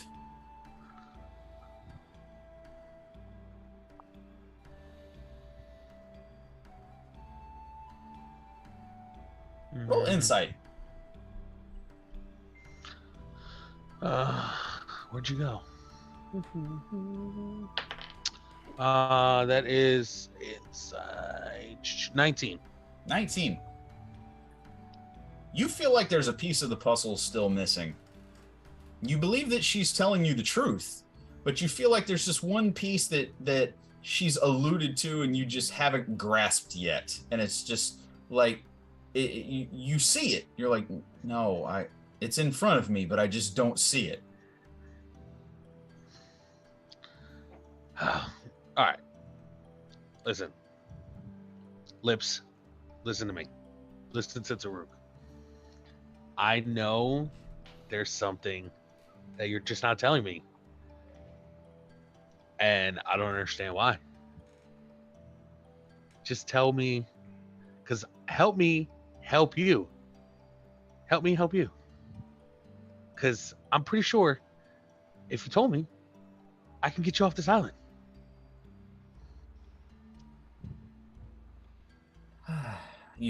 There's a labored breath, almost as if she's holding back tears.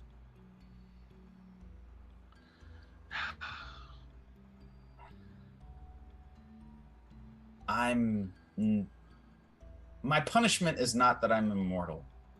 My punishment is not that I'm exiled here. My punishment is that whoever comes to this island, I'm cursed to fall in love with, and inevitably, they will be taken from me. Because they can leave, and I cannot.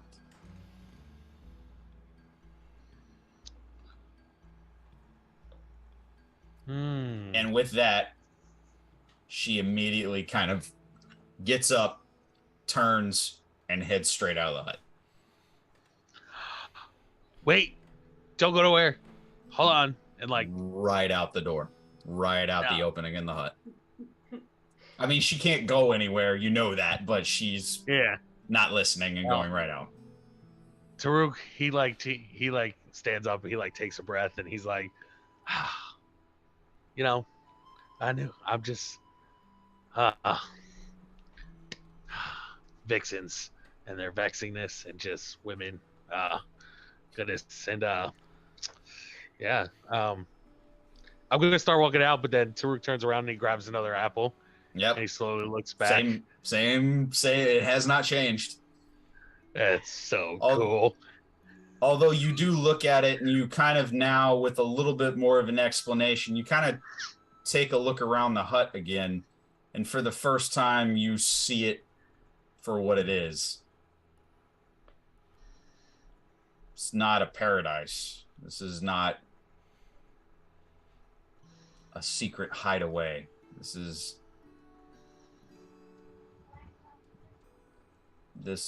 is an island, and it is a prison. She is kept alive only to have her heart ripped out for all of eternity.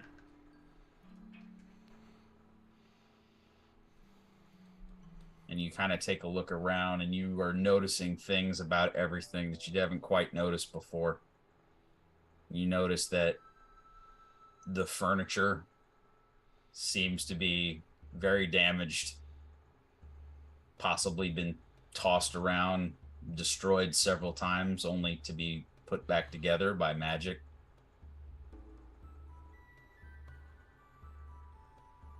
You just taking a good cursory glance around. That bed doesn't have the same allure that originally you thought it did. The more you think about it, you wonder if it's not enchanted to make you want to stay there.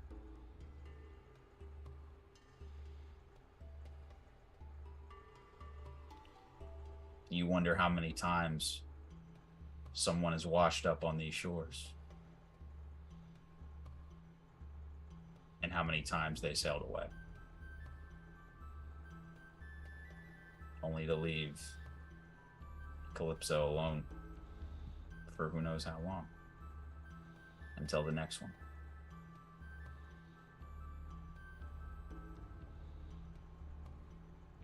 I think that's a good place to take a break. I agree. Let me bring us back. So with that, we're going to take a short couple minute break, and we'll be back with Dice Hard with a Vengeance.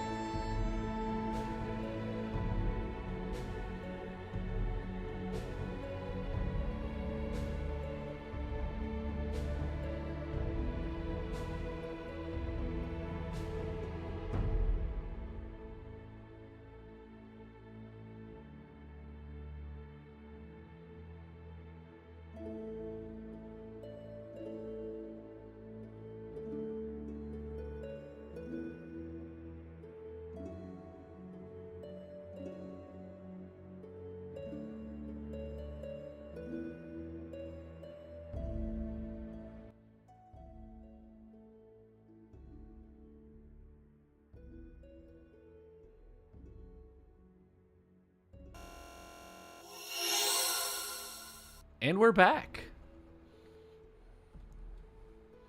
All right.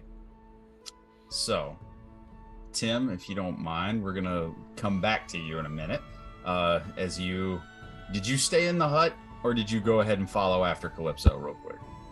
I started walking out after I noticed all that stuff. Okay. Well, you go out after her, and we will go back to the Isle of Bronze. Okay, guys. You are making your way further southeast into the island. Avoiding the sporadic quicksand pits. The odd mechanical bird or mechanical wildlife that you come across that you've come to now expect out of this. It's becoming a little mind-boggling that there are so many of these creatures, and makes you wonder how long the Calder's been on this island making things, because there's a lot of mechanical wildlife here. But as you guys continue to move forward, you continue to find the broken branches and the visible damage of what appears to be the mechanical bull simply just breaking through underbrush and branches and everything. And in every place that you see that, you also see the scarring of the lightning damage. Sometimes on the ground, sometimes in the trees around, but you do see it, visible signs of it carrying over these 30 that she rolled from earlier. So, as you guys move forward, I'm going to ask the three of you to go ahead and give me a perception check. Perception. 11. Another nat 17. Okay. V. V is over it. She's like, Yeah, not She again. is just heightened senses. You come out and the canopy and the foliage kind of breaks, and as you get to the southeast part of this island, you see it's more open, not as many of the trees, and you do see like an open clearing over here, and kind of raised. I mean, to call it a hill is a stretch. It is a mound. It is a large mound of sand with some greenery and growth on top of it, and a very tiny hut sitting on top of it. V, you do not notice anybody about. However, Yeah. with your natural 20, from where you guys are walking, you do note tracks that lead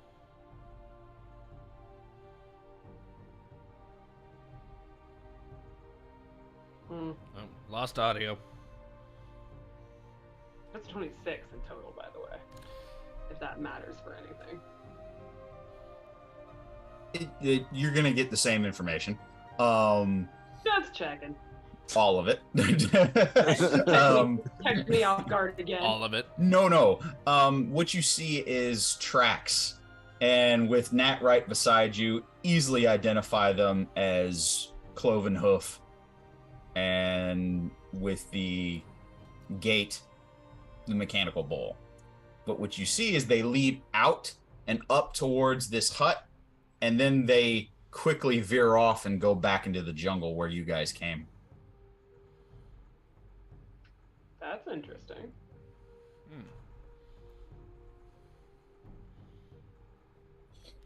It's like it's going towards the hut and just hard rights. Yeah. Where the tracks veer off and head back into the jungle is a good 200 feet away from the hut. Huh. I don't know if I'm pushing my luck here, but did it look like there was anything between us and the hut that looked booby trapped or like it'd be a problem? Any more quicksand? Roll a perception check. Or no, because you look specifically. Go ahead and make an investigation. This one's investigation. Yeah. 'Cause you're Flat looking- 17. 17. No quicksand. Nothing in the way that looks like as far as traps that have been laid. Nothing out of the ordinary, except that there's this open clearing here where some of the trees, obviously, you there's no stumps. There's just it just ends. And on this little raised mound, you have this very tiny hut with some sporadic trees around it. In matter of fact, you're not too far away from the shoreline on this side of the island. So it appears there's this hut right here, almost on the edge of the southeast edge of the island. So do we just knock? Usually works. Sure.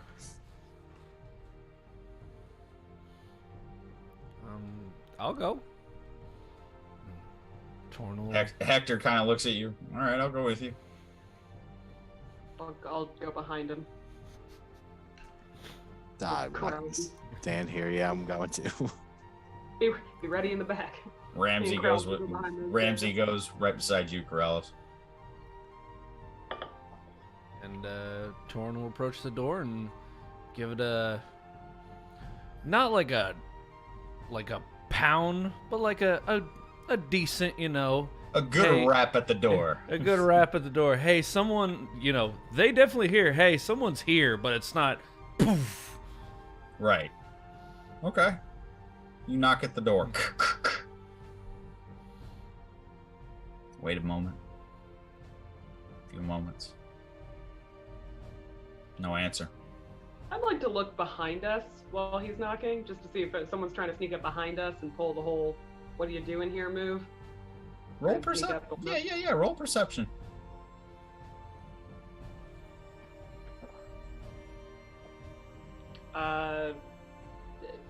Visual based, or would this be general since I'm trying to hear too? Make it general. Okay, 16. Okay.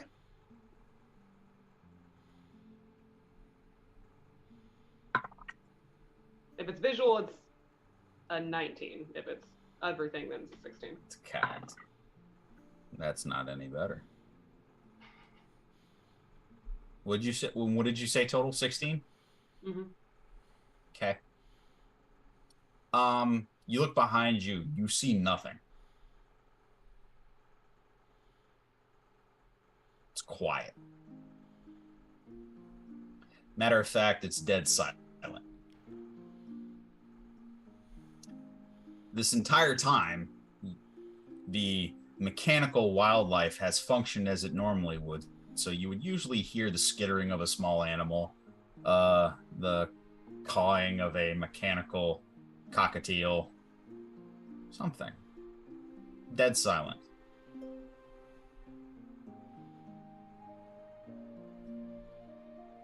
Gonna get a little quiet around here. Torin, do you continue to knock? I was gonna say, should I knock louder? It's not a very big door. Calder sent us. Just gonna say that. If anyone's home, we'd love to have a chat. Hello? Can I use detect magic and just like look around the area?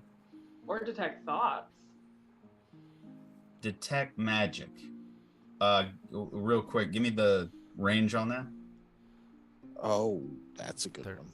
30 feet. I think, right? 30 feet? Yep. That's good enough. You do get a magical ping. It's on the to the right of the hut. But not inside? Not inside. It's on the, what would I say, on the outside of the hut. Do you communicate that, Krellis, at all? And it is about 6 feet down. Underground? Can I tell what kind of magic it is? Transmutation.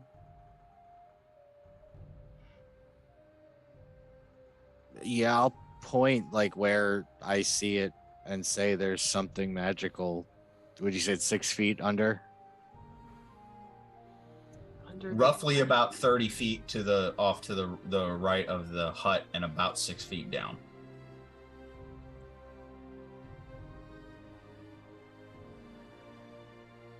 Okay.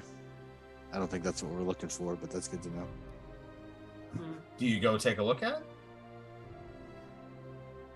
I Don't worry, V, I'm going to come back to you. I'm just curious what Corrales does with this. yeah, of course I do. Yeah, I'm going to look at it. Okay. As you, and I'll say Ramsey does immediately go with you, basically using the buddy system. The two of you go around the right side of the house and you follow the detect magic, and the ping does, in fact, go 6 feet down. Matter of fact, it coincides with the dug grave that's there. Oh. 6. Yeah. There is a marker with a name. Oh, what's the name? I will tell you. Calder's friend is dead. That's gonna be very sad. Farron Hightower. Faren Hightower. Exactly what you think it spells like. Anything else on there? No.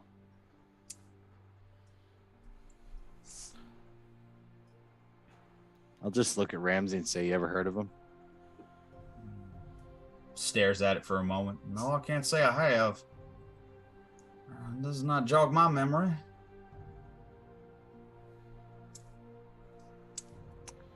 Oh man, do I?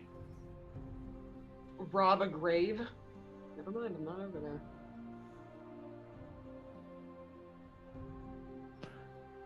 Oh God, no! I'll go back over to the group, but I'll keep it back here. Okay. As you start to make your way, V, you notice a shadow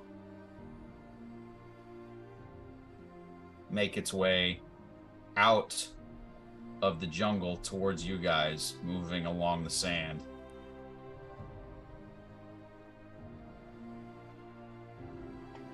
Something is casting a shadow from above down on the sand. Can I subtly look up and see if I see anything? You look up and go ahead and give me a investigation check. It's a disadvantage because it's using the sun to block.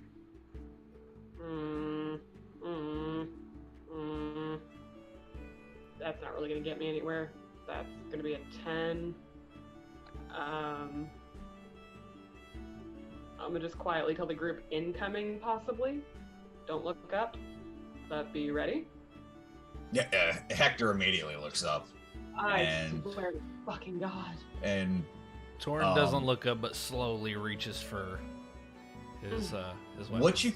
What you can make out, V, is it is a large flying creature. You can't make out the specifics. And it's slowly, you can see as now it is descending down the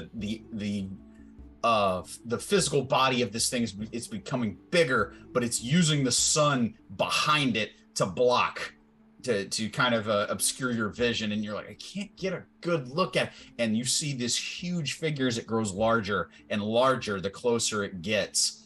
And then at the last minute, you get a decent look at it, and you see wings and scales as this thing boom, lands in the sand right in front of you guys and in front of the hut.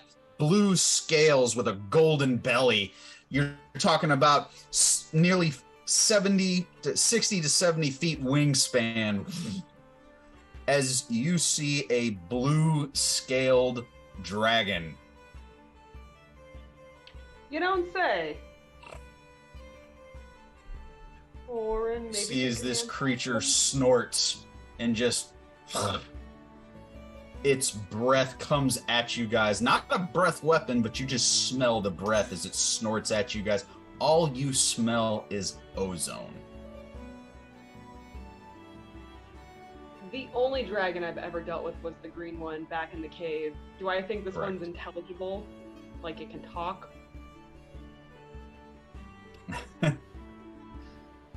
Roll me insight.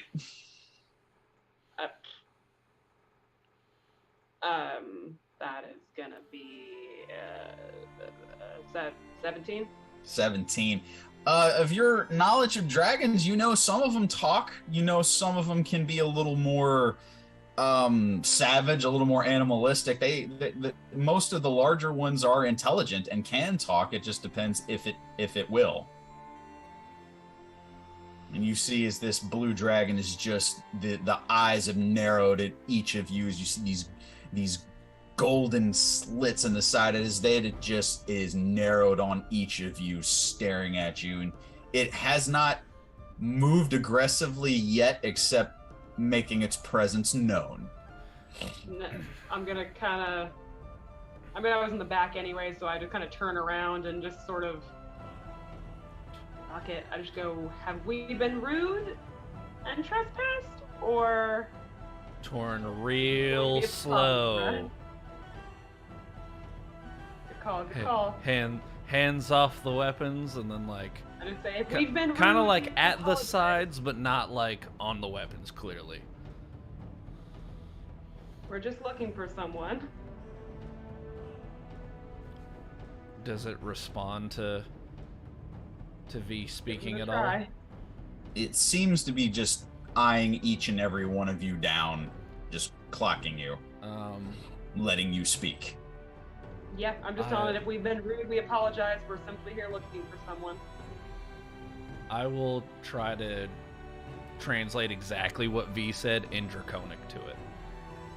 Thank you. He didn't say anything back. You see as the head kind of tilts as it just kind of eyes you down, Torin. Who are you? Was that in Common or Draconic? That was in common. Ah, fair. Oh. Unfortunate travelers that are just trying to be out of here and out of your. If we're bothering you, we just want to be out of this area. Weary travelers, unfortunate travelers. Corrales, you and Ramsey, basically, as you turn the corner of the hut, you basically see a adult blue dragon menacingly stanced on the beach, just like, and as you two walk around, you see as the head just immediately floats over to you and Ramsey, and you just V's just gonna point out they're the only other two with us. There's no one else coming. We're not trying to make any sudden moves. They were just curious looking- travelers, aren't you? We get that a lot. Just a little bit. There's just Call- a low guttural growl. What'd you say, George? Go ahead. Calder sent us?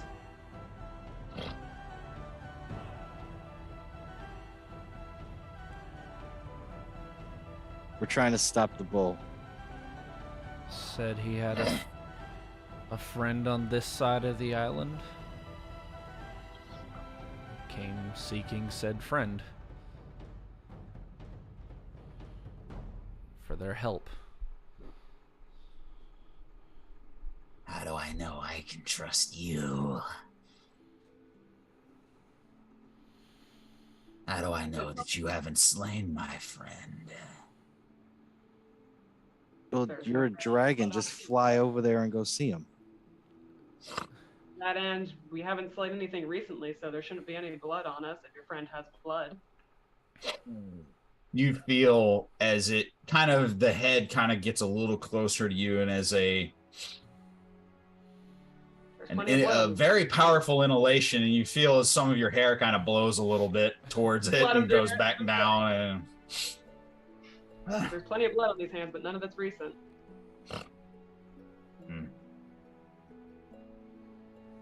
Did you go diving in the? You see as it kind of focuses on you, V, and he goes, "Did you go diving in quicksand pits for some reason?" She tripped. Yeah, it looks fun. I promise I'm not always that dumb.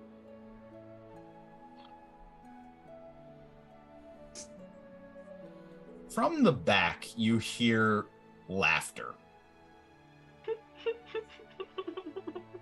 As Hector apparently has been trying to control himself the entire time and is now bursting out laughing and hits the sand laughing. V just sort of slowly gives him a look and Um, looks back. Apparently I'm funnier than I thought. And you just hear from the ground, he goes, Sapphire, will you stop? I can't talk anymore. And you just see as the dragon just kind of takes a minute and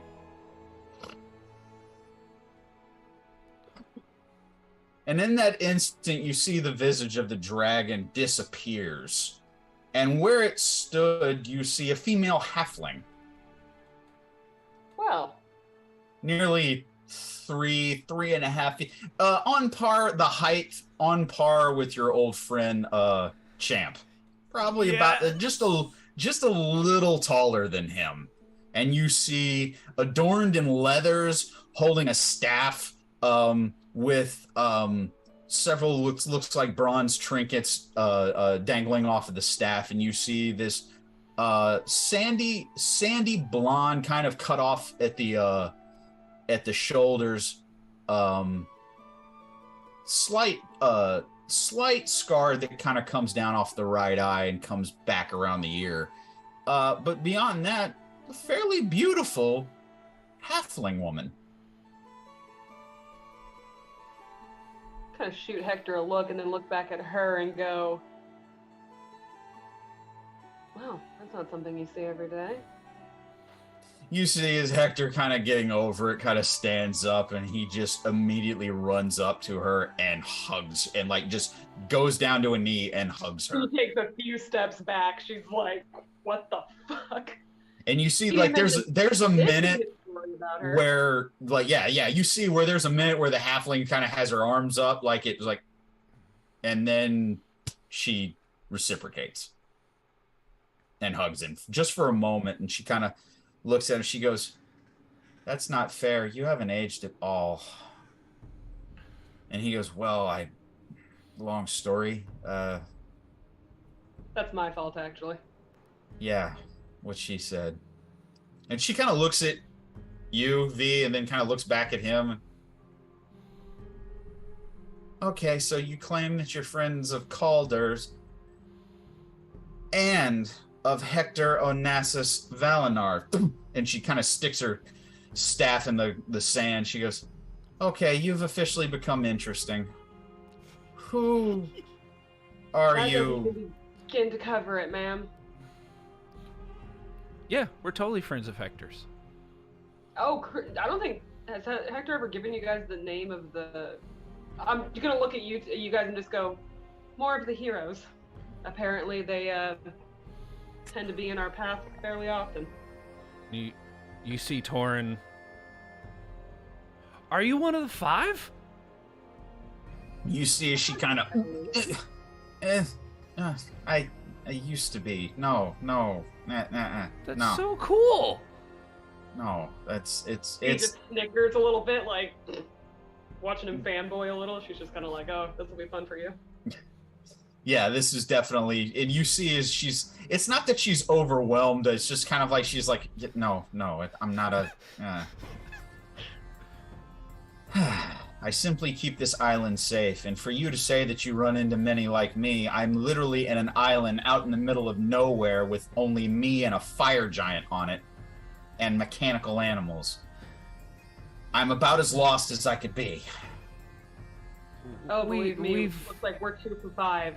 We're 2 for 5 on finding lost heroes. So trust me, it's not as weird as it should be. Okay, enough of... I don't want to talk out in the open. Come in. You're welcome to come in. Wait. Do we know 3? One of us does. Y'all don't. Yeah, okay. One of us. You said it like you knew, and I was like, he hasn't told us that. No, one of us knows. You know, be out loud says we're 2 for 5 on heroes, Yeah. and it's not as strange as it should be. No, and I'm fanboying as much as Torin is. So, Are you? What does fanboying Corrales look like? what? This is my notes on the 5. What do you want? What does Corrales look like when he fanboys? All right. At that, she leads you guys inside the hut, and we will go and pan back to my buddy Taruk on Ojigia. Hector pointed look. And Hector's kind of like shrugging, like, "What?" Torn going in with the biggest, toothiest grin. Just. You guys are adorable. All right, Taruk. It's about. You rang. Yeah, buddy. It doesn't take you long. You find Calypso just on the beach, looking out over the water.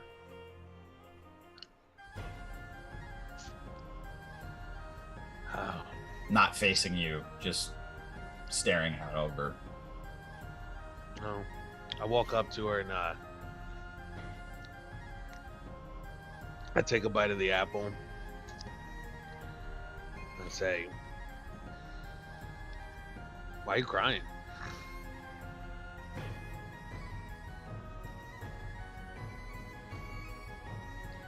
Because I'm tired. I'm tired of being played with. I mean, yeah, we kind of played, you know, we I can see how you're tired, you know, I can see, but, Not that. sorry. I'm tired of everything.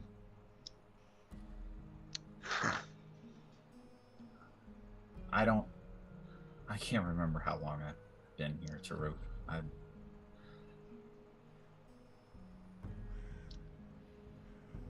just so tired. And you're just gonna be like all of the others. You'll leave, and then the whole process will happen again.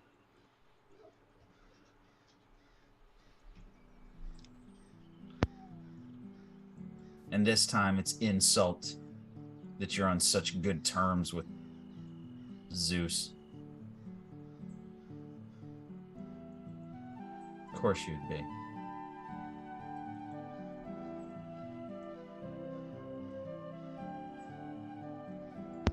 Yeah, sorry about that, Lips. Whenever I hear Zeus's name, you know, I just get like kind of, you know, all giddy about it, but I really didn't know it was like that way with you and hearing his name, and you know, it's pretty messed up what he's doing to you. Be surprised how vindictive even the more grandiose of the gods can be. Well, I want you to know something. You are right when you say I'm gonna leave. It's not because of you. I have things to do. I have to go find my friends. I have to search for my sister. I have to reconcile things with my father, and I need to beat this curse.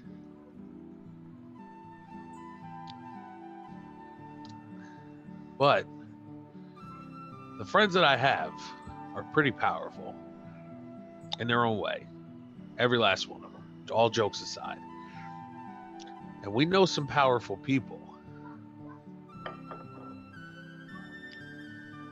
And I think there's a possibility that can help you out.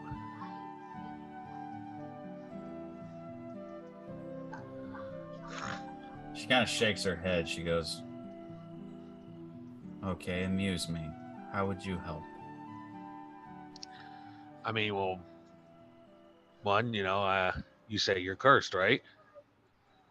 Yeah. Well, you know that person I mentioned earlier that just rubs me the wrong way sometimes. She's pretty good with curses. The other person I mentioned, that king dude or prince, he's some type of royalty, whatever. She kind of revived him in a sex dungeon. It was weird. It was cool. She just kind of looks at you like, I'm sorry, go back. What? Long story. I'm just saying that she may be able to help. If not, she knows somebody who's super powerful, that can help you out.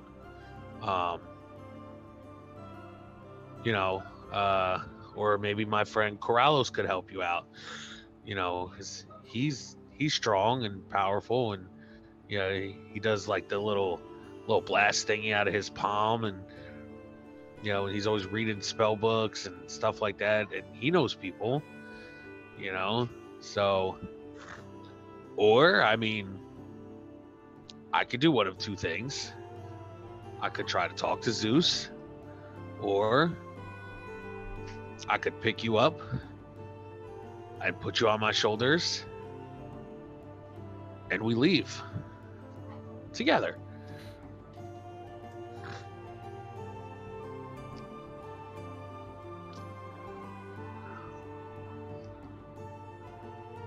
Even if you try.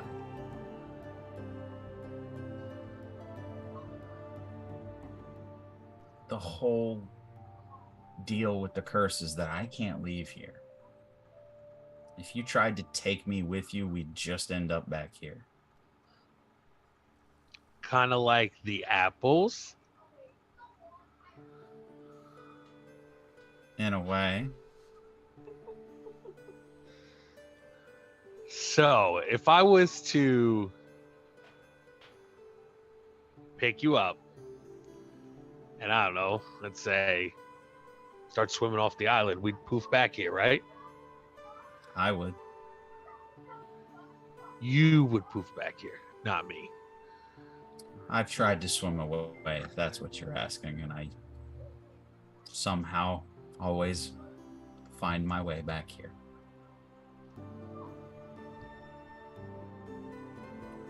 You do realize what you're entertaining, don't you? I don't know if you realize, even in trying to attempt to help me, you will incur the wrath of those who put me here. Well, normally this is where my buddy Torin comes in and goes, Taruk, don't be an idiot. But he's not here to say that. So Taruk's gonna be an idiot.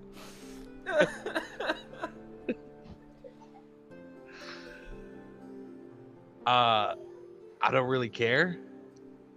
Yeah, they're gods. They're powerful. I've actually met some cool gods. One of them wanted to keep our souls forever and whatever, and the other one was like, no, we're not gonna keep their souls. And we played this weird chess game, and it was, I don't know, it was crazy, and we beat this giant kitty cat.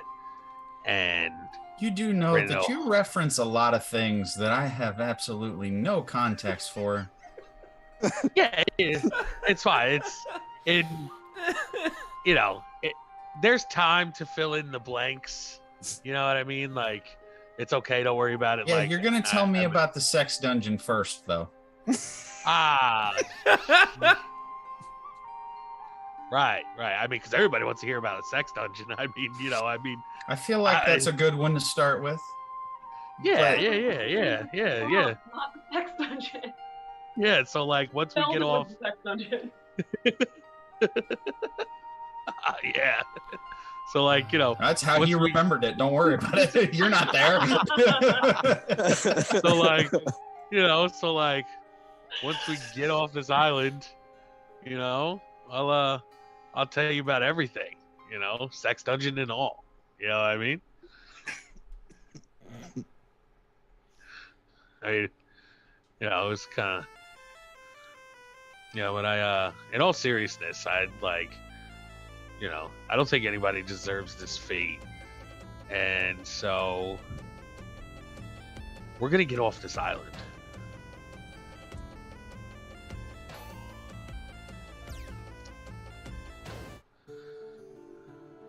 A sad smile kind of comes across her face, and she kind of nods in a direction that's behind you, and she says, "You're gonna get off this island."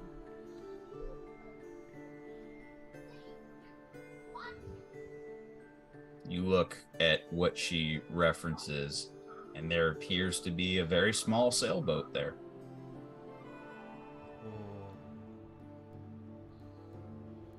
Big enough for one person, kind of like one of those small, like, sailing canoes. I don't know the actual term. I'd have to look it up.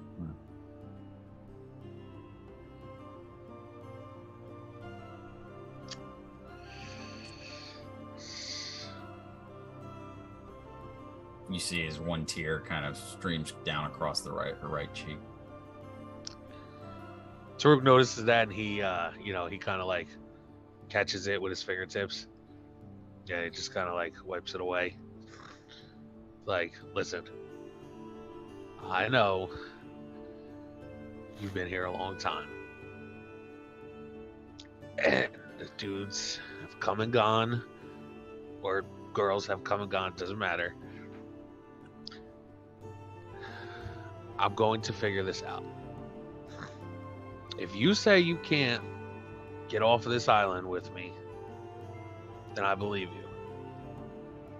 But like I said, I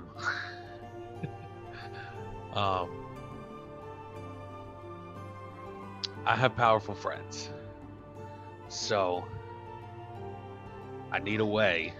I just need some time. That's all I need is some time, which I know you have time. You're going to be here. You're not going anywhere. But I need you to know that I need some time to find my friends. Go save them, because I'm sure their butts are in trouble right now. And that's what I do, because I'm Taruk Bloodfist. I am the captain of pies. I am the almighty. And once I save their hides, I'm going to ask them if they can help me save you.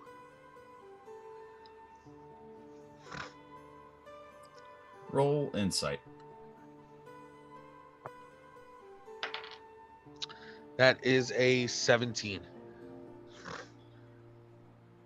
Wait, 17 insight? Yeah, 17. What was it? I'm sorry? 17? She hears you out and listens to everything that you have to say, but what you see across her face is a sad resignation. You wonder how many times she's heard this before.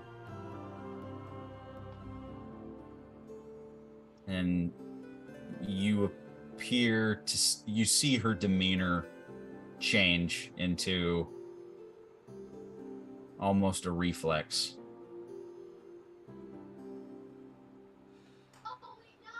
For the first time since you've been here, she just kind of looks at you rather coldly. Goodbye, Taruk.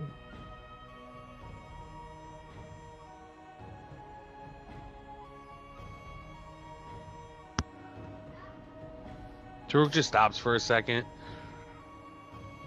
and he grabs his normal warhammer, and he rips the gem off that was put on into the handle. Mm-hmm. I take it off and I hold it up to her, and I say, Here, I want you to hold on to this. This means the world to me. I'm gonna come back for you, and I'm gonna come back for this.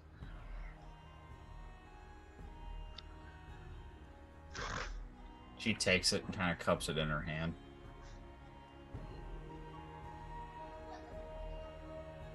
Thank you. At least I have something to remember you by.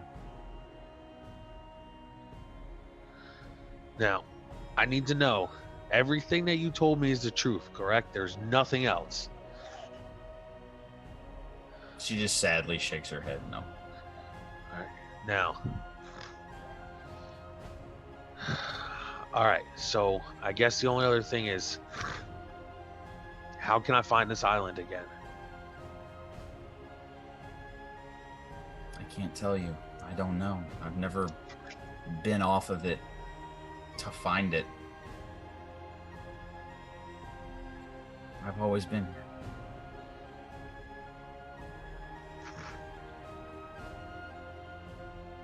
Always been here.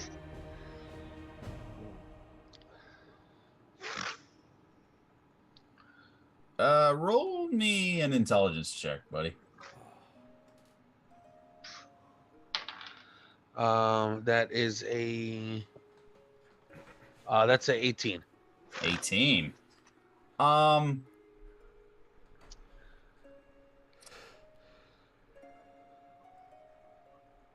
It's going to take help to find this again. You know that you're not here by accident. You are aware of who sent you. And you know that it's going to take powerful magic, divine help, or something very drastic to find this place again. You are certain that it can be done, but you're smart enough to know that it won't be easy.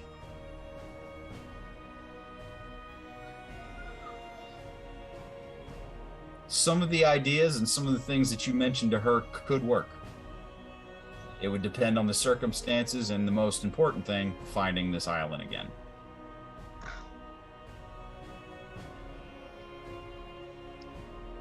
But if this is something that you're committed to doing, you at least see the path in front of you.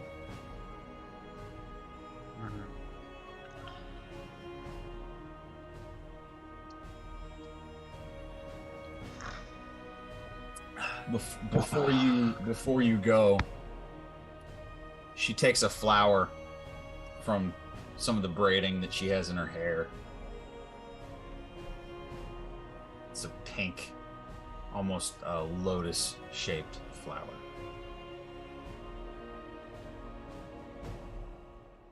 And she gives it to you.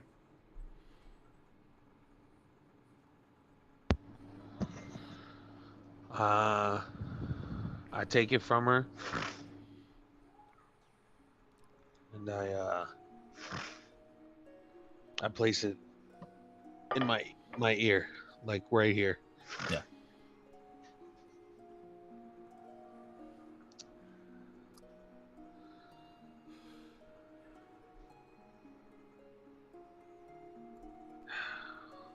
It's just awkward silence now. Yeah.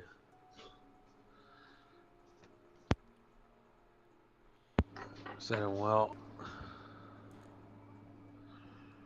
I just give her a look, and I reach my hand out to her, touch her cheek, and I just walk away. She touched her cheek. She takes her hand and kind of just firmly grasps it. And then kind of just gently pushes your hand away and goes, "Go, you silly ass." And she turns and she goes back towards the hut.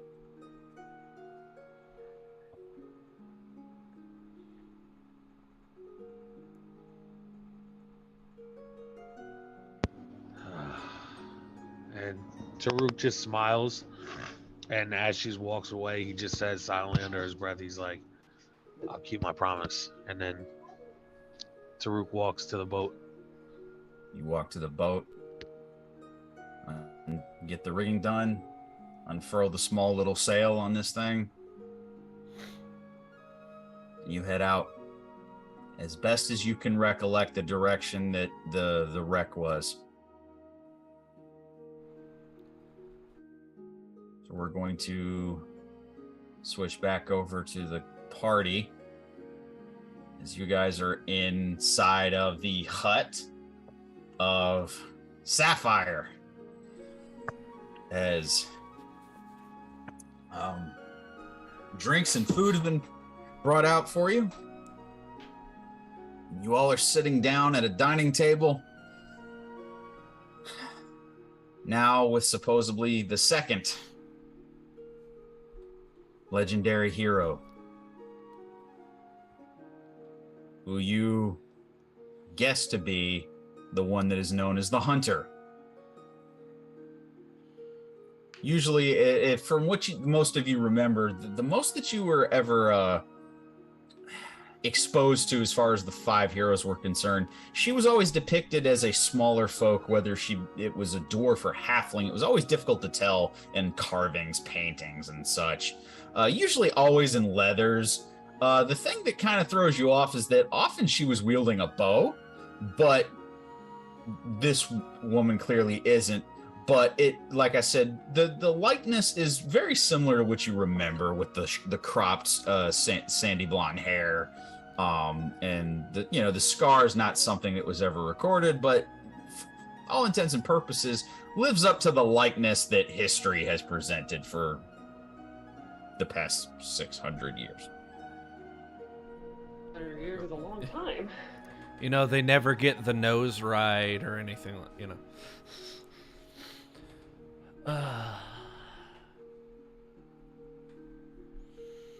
So, and she kind of sits down and she kind of has a mug for herself. She goes, "I assume you all have questions?" Yes, the hand's not necessary, but yes, Dragonborn. What's your names? Who are you? Sorry. Why? Where do we start with all this?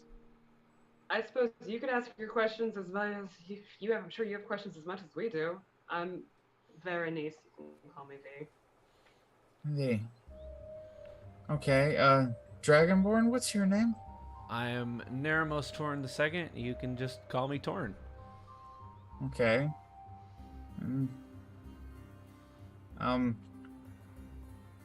Blue one? Kind of. Get in the light. You look blue. Get in the light. He's purple. He's purple.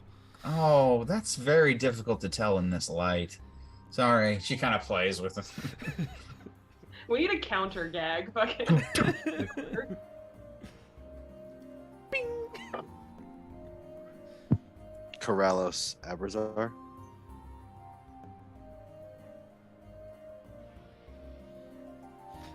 I think you lost audio. It's because you called me blue.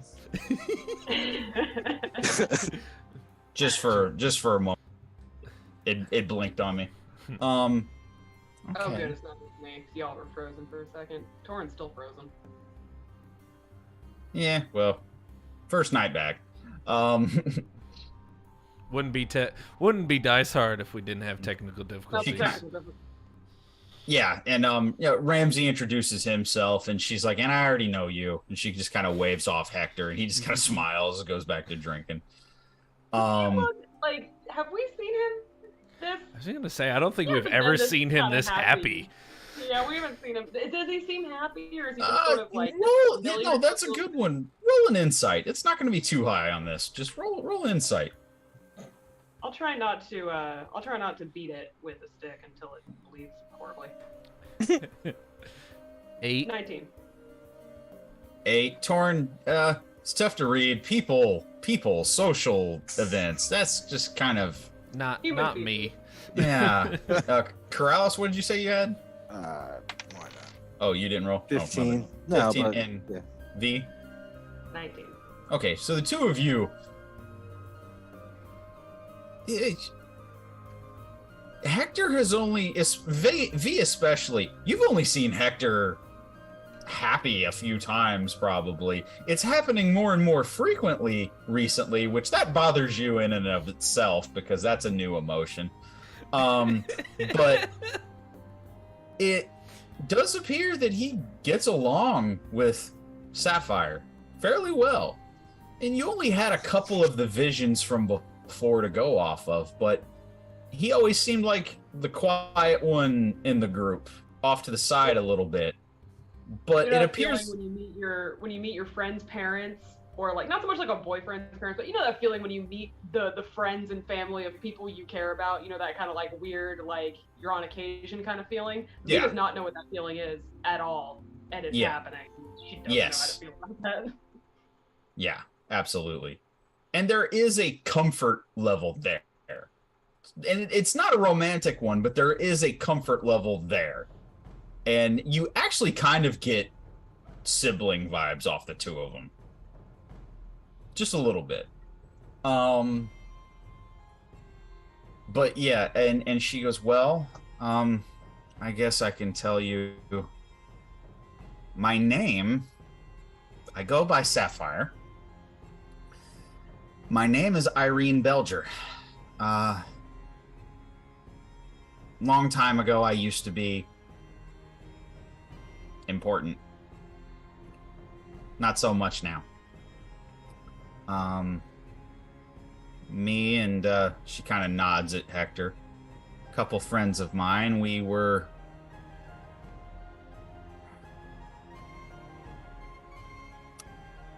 did a lot of traveling together, and we fixed a lot of problems for people, and we tried to make their lives better.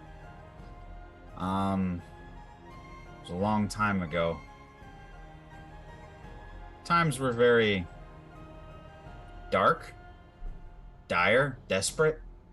Another D word I can't think of.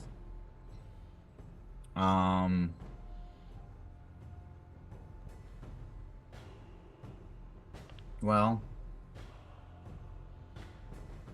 there was a dark cult that we often clashed with, and, well... Did they go by the Night Eye back then, too? Did they have a red eye tattooed on all their hands? She kind of looks at you, Torn. Yeah, that was kind I of was a... thinking, Hector, is there a way to expedite this process? Just for my sake, what do you mean by that? Just sort of like, do you want to tell her that we're literally doing the same thing? Yeah. Hector can kind of chime in. He goes, Sapphire, they're picking up where we left off. The Brotherhood's back. And you just see, very animated, her head just hits the table, just...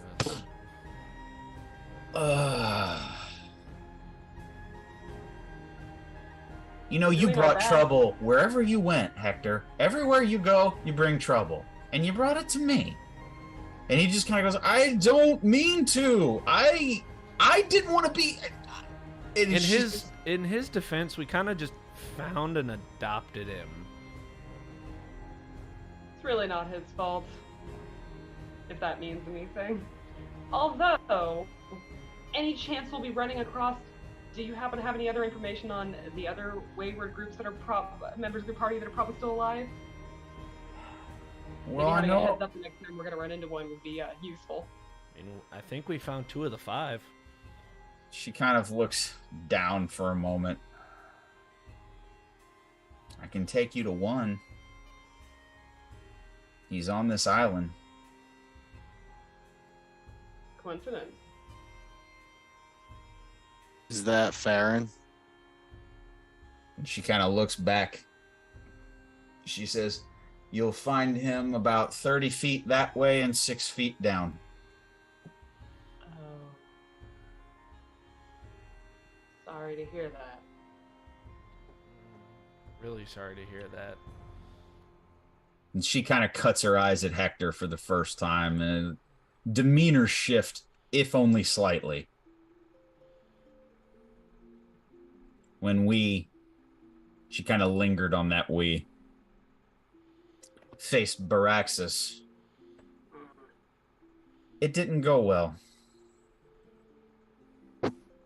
I teleported me and Farron here. He died of his wounds a few days later.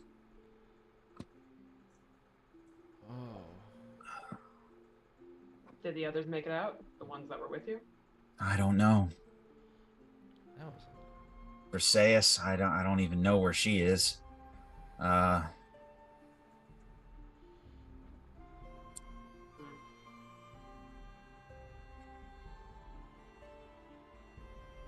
As for Mersey, I lost track of. Shortly after he went missing, I never heard from him again.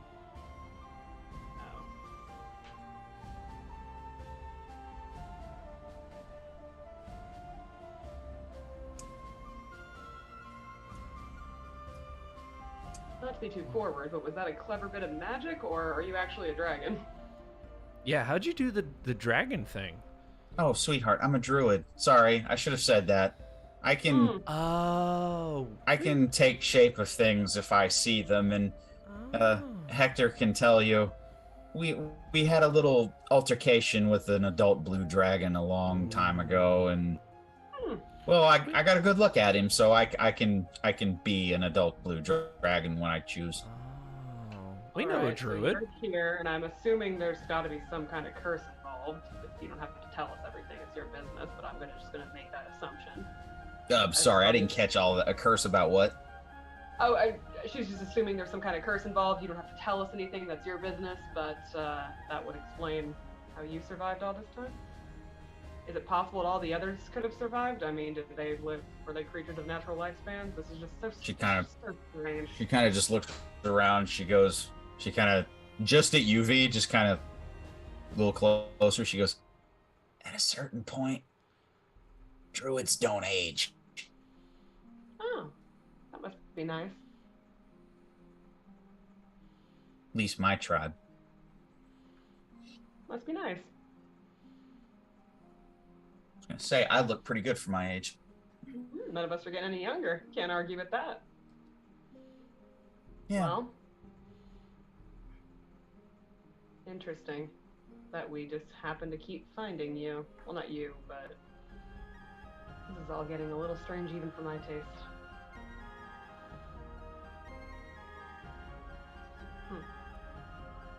At this point, I'm pretty sure this group just runs off coincidences.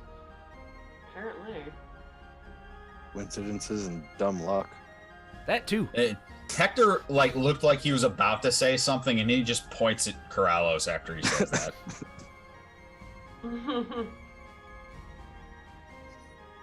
Well, it's really good to see you, Sapphire.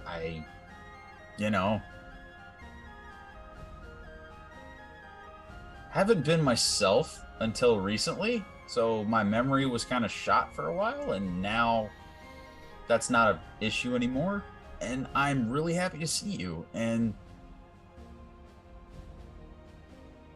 yeah.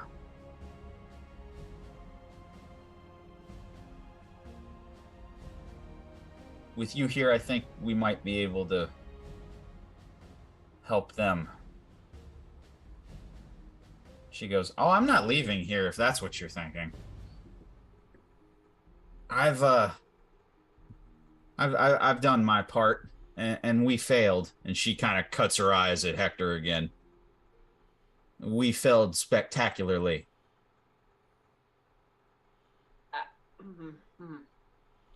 V bites her tongue. She was going to say something, but she kind of visibly doesn't.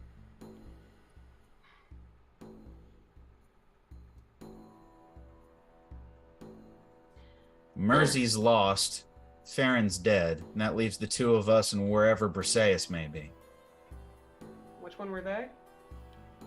Briseis? The You all had monikers or epithets. Yeah. Well, the wizard is Farron. He's the one who's buried. She is the hunter. Hector was the knight. Right.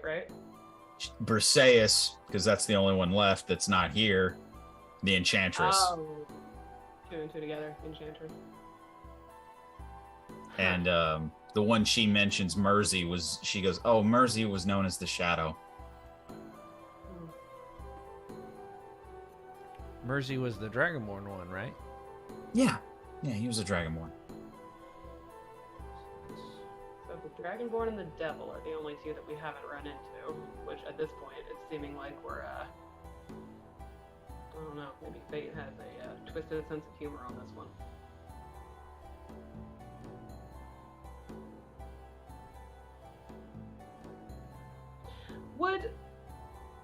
Alright, you seem pleasant enough, and forgive my suspicious mind, but would the last two bear any ill will towards the rest of the surviving group, or anyone for any particular matter?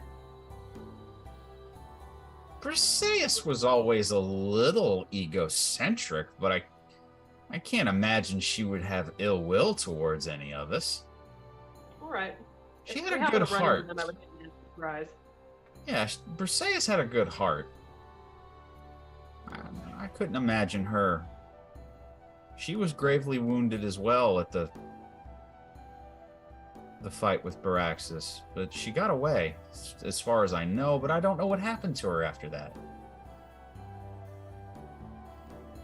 It seems likely she's dead, just because, well, I don't know, apparently several of you have unnatural lifespans, but logic would assume she's dead, but if we run into her, I would hope it wouldn't be in a bad way.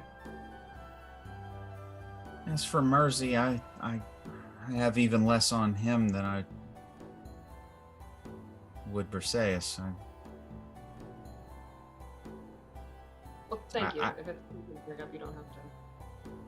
She kind of looks back for a moment. And she goes, I hate to say it, but I hoped to bury that life with my friend.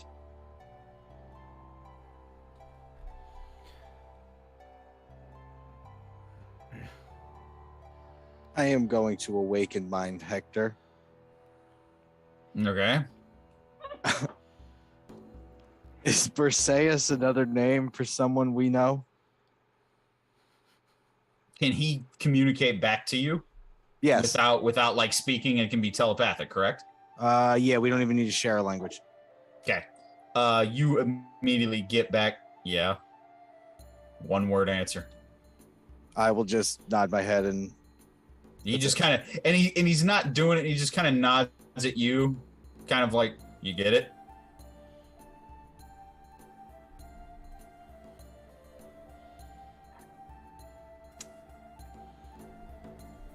Okay. Hector's kind of, roll everybody except Taruk, because you're on the waves right now. Everybody roll insight. You're not gonna believe me.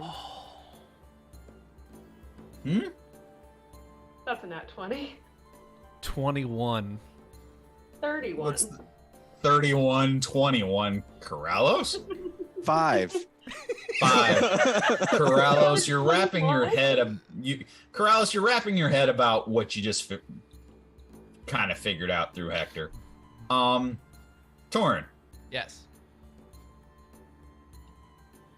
Hector became slightly uncomfortable around the mentioning of Briseis.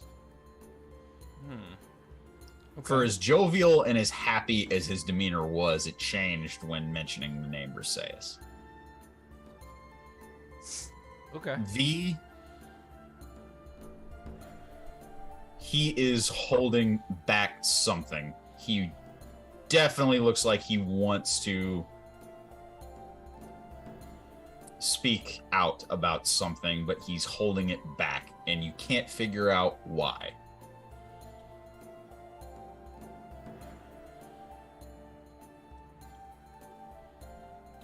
Okay. It's fairly obvious that he wants to go somewhere with this conversation, but he's holding back. I'm gonna kind of assume I guess I'm sort of a little manipulative of me, but I'm gonna kind of try to pick out if it's something that he wants to speak to her privately about, or if it's something that he's holding back, like doesn't. And I'm gonna just kind of give him a very subtle and just be like, if you want us to step out, we can. If there's something you want to speak about without. He kind of looks at you and he goes, "No, it's not that." And now at this point, with you two kind of speaking out in front of everybody, they're, it's all right.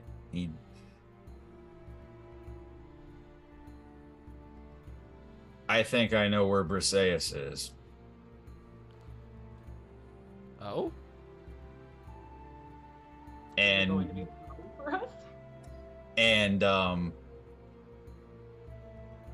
Sapphire just kind of looks at him. She goes, "You do?" Yeah.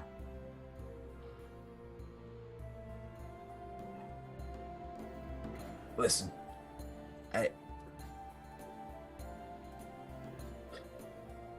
and he's just now looking at Sapphire. He's kind of focused on her and kind of not toned you guys out, but it's kind of one direction. They're gonna need our help. Maybe we can correct some of the mistakes we made. I know I'm trying to. Maybe we can make new ones.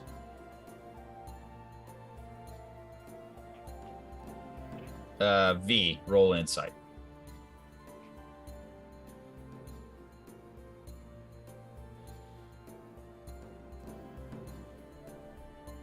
Uh, 18. There's an odd choice of words there. Make new ones, like new mistakes, or Yeah, that was the odd choice of words. yes. Definitely said them on purpose, but you don't get why.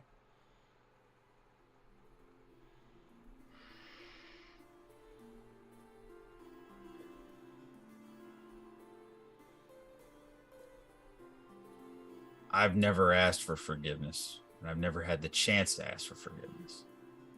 But I am trying to maybe I've made bad decisions then, but I'm trying to fix that now. If we can help them, maybe they can succeed where some of us failed.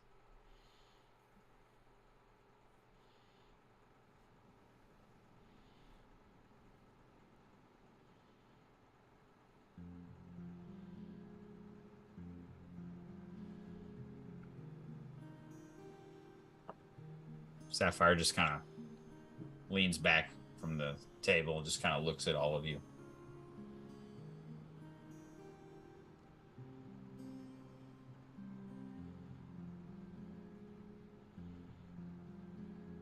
You sure Briseis isn't going to be a problem?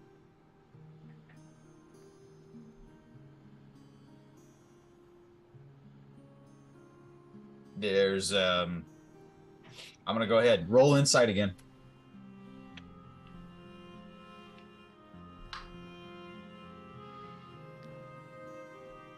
25. 10. 13. Oren, Corrales, social situations, rough. I have just uncovered a lot. V. You know exactly what she's talking about. I'll put it that way. Oh, okay. It appears that what you know wasn't necessarily a secret. At least not to the other heroes. So I can put that together now based on his attitude towards what she's alluding to. Yes. V does a little... V is very good at hiding her emotions, and she is very good at keeping information very close to the chest. Where Hector's concerned, he has been her biggest fumble lately, her biggest difficult spot lately. Mm-hmm. And V just clears her throat, she to stop herself from going like, oh, she just goes, which for her is like a huge gesture.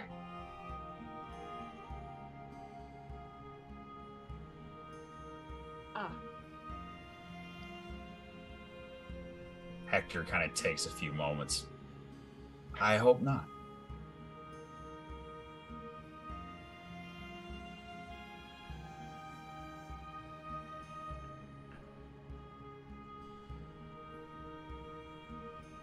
Dead silent after that. Whoa.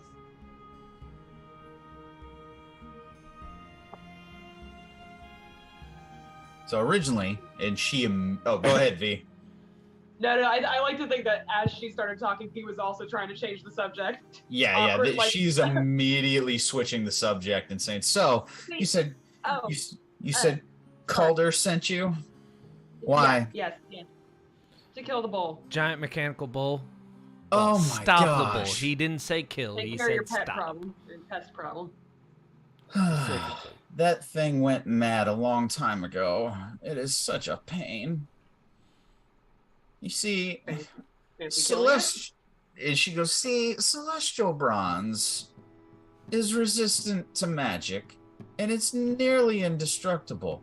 I don't know why he thought making a mechanical bull was a good idea. For such a gifted craftsman, that fire giant is such an idiot.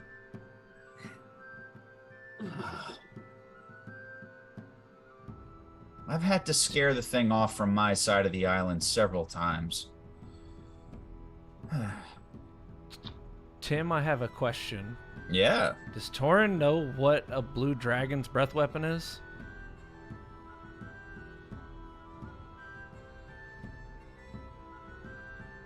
Rolling an insight.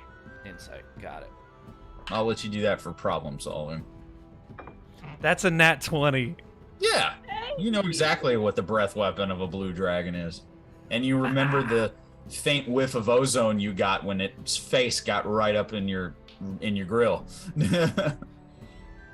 Almost super awkward. Torin blurts out, "You are the lightning bolts." What? The lightning that tried to strike the bull on the island. Oh yeah, I've let my breath weapon a few times at him to try to get him away from my home. You're adorable, Torin. We found your trail here. Yeah. Come. I was pointing at all the armor and weapons that are on him. I was a little worried that it was regular lightning and I was gonna get hit first, so I'm glad it was just a big dragon that was shooting lightning. That's one of the few times that's the better option, apparently. So have you tried to kill it, or are you just saying it's? Are you? I'm assuming you've tried to destroy it. Well, of course I've tried. It's a tough beast. Do you think if you had a few more hands, you can manage it? If we pitched in? If it's only been you and Calder before, if there was this many of us, do you think we'd stand a chance? With all of you? Absolutely. Well, it sounds like we have a plan if you're willing to take the nuisance off your island and get rid of it. Try. Fancy a hunt? Of course, that doesn't really do anything for me. I thought you were content Why with sh- everything you could hear. Why should I help you? And she kind of coyly, just leans back again. Just why should I help you? He kind of sits in one of the chairs. She's been standing, and she just sits in one of the chairs and like puts her leg up and crosses it, gets real comfy, and just goes, "Because if you don't, you have to share your island with a few more people." And I assure you, I look over at Torin, and we can get very annoying. Tell you what.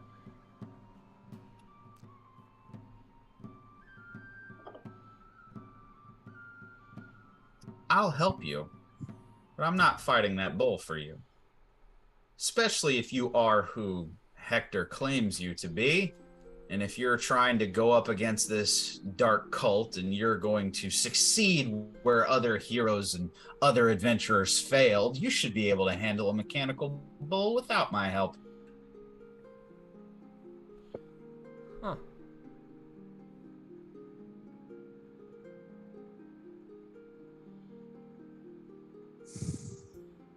However, I can tell you something that I've observed about the creature that I believed could possibly be a weakness. Well, that would be generous of you to share. Look to the base of the neck. Base of the neck. Something about the structural design when I was flying overhead. There's something about the base of the neck that just looked like it could possibly be a weak point.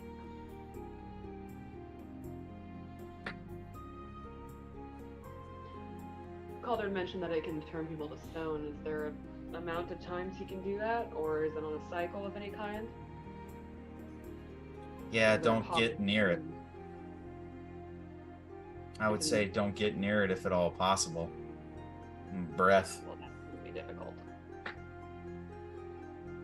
Well, I think that fool fire giant tried to create it as like a guardian for the island. Little did he know what would happen if he lost control of it.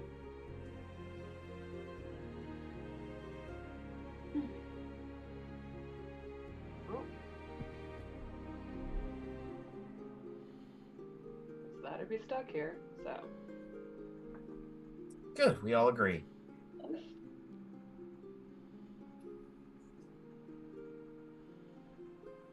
So now we just gotta find it. Oh, I'm sure that Shouldn't be hard to find. Follow the noise. we should probably,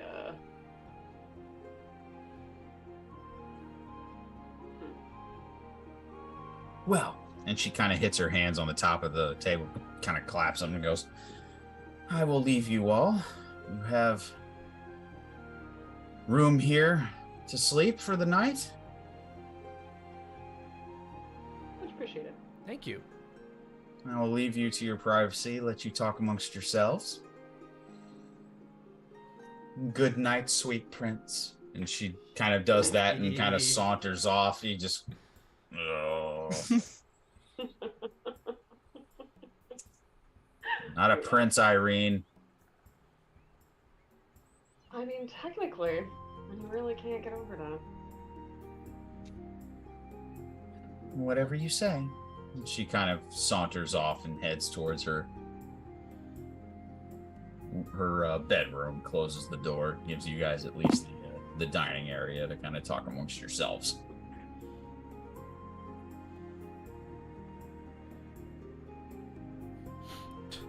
Torin, as the door goes to close, his brother was a.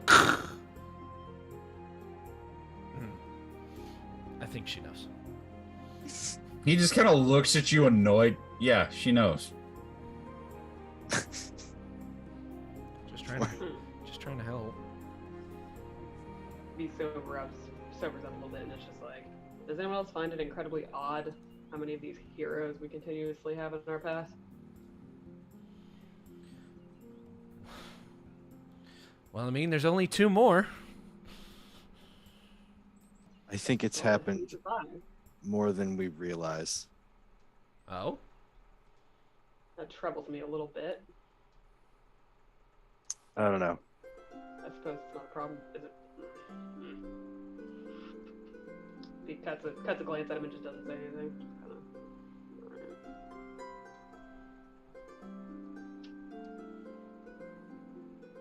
I mean, you know, we've run into so many gods, and at least 3 of the 5. That, well, one's 6 feet under, but we know where he is, you know. Yeah, that's 3. Just suppose we're on this path, it just seems more and more odd things are going to keep happening. I suppose we should just stop being surprised. I thought I'd stop being surprised by it, but I don't know. Looks like fate can pull more out of its hat for us. It's the fates or one of the gods doing this. Well, we know Eris has a hand in a lot, but I don't think she's putting the heroes in our path.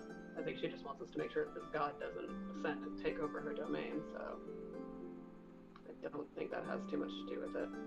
I suppose I see nefariousness in everything. If it's coincidence or fate, fine. I just want to make sure that the next heroes we run into, well, we were lucky Hector was well received this time, but if that doesn't work a second, I would hate for us to run into trouble with any of them that had an axe to grind. I guess I'm just paranoid that way. Sorry, I can't turn it off. I mean, Hector, do the other two have axe to grinds?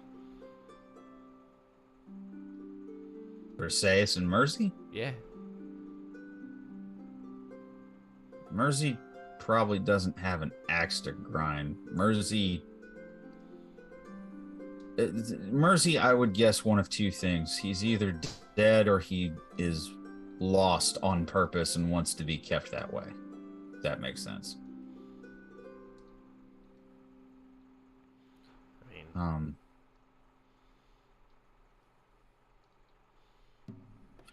Perseus,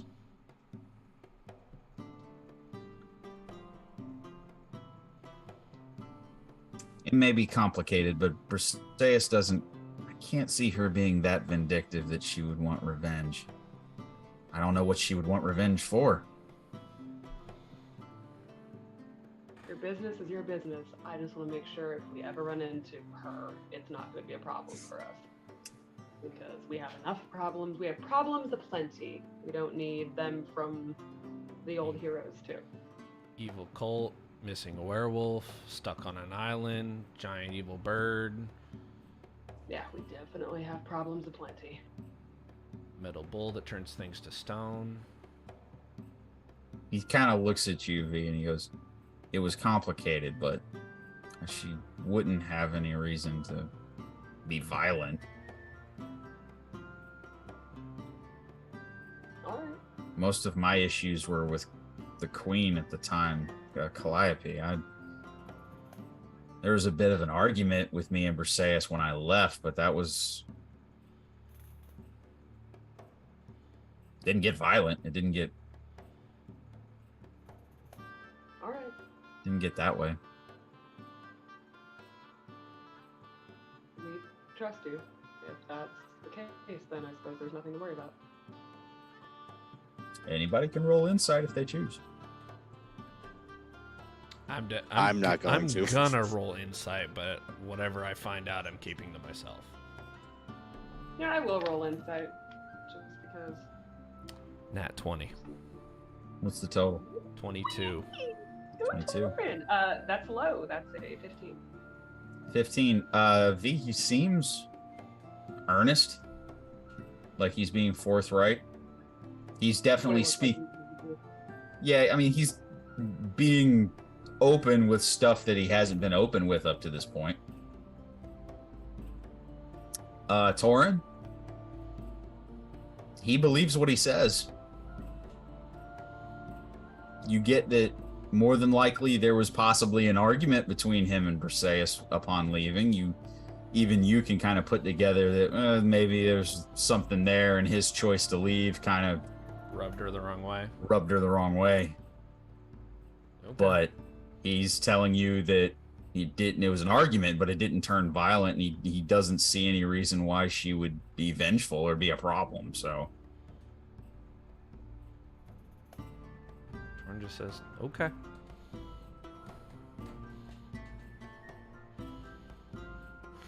So we rest here, and then we fight the bull. Hope if anything happens, we turn to stone. Zelden can do something about it. Suppose we'll just have to be careful. Yeah. Ramsey just kind of pipes up for the first time and kind of goes, "My life ever since meeting you lot has just been entertaining from just front to back." He kind of gets into a corner, kind of hits his hat down, and just almost immediately nods off. How big is this place? You said it was a small house, right? Yeah, it's not terribly big. Okay. Yeah, if we're just gonna kind of call it for the day and we're all gonna rest here. V will kind of look at Hector and just be like, I need some fresh air and maybe a word. He nods.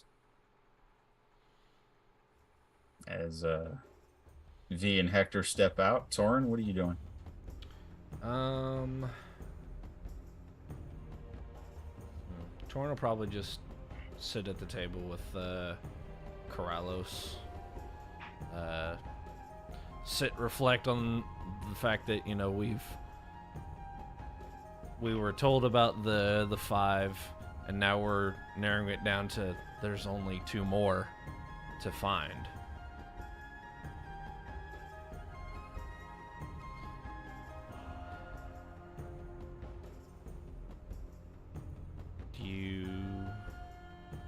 Corrales, do you think we've possibly run into the other 2, or the fact that we'll probably end up finding them just because that seems to be our luck?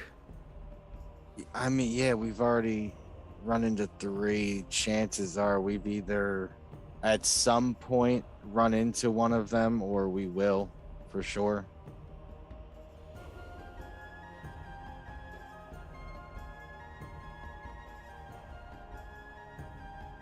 You know, I started really interested in the 5, and I still am. But I think after seeing everything that's happened here, it's gone less from excitement to more worry of what could have happened to the other 2. Doesn't seem like any of them got a, what you could call a happy ending. Hector became a skeleton. Sapphire's on this island all by herself outside of Calder. Her friend's 6 feet under. I know they're, you know, like heroes of legend, but I'm kind of worried what happened to the other 2. I mean, who's to say anything has happened? Maybe they're living life in secret.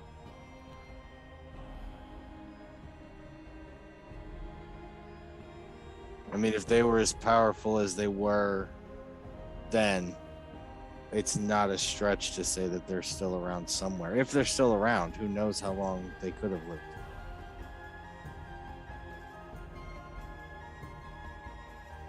Hector's only here because of the weird Shadowfell time warp.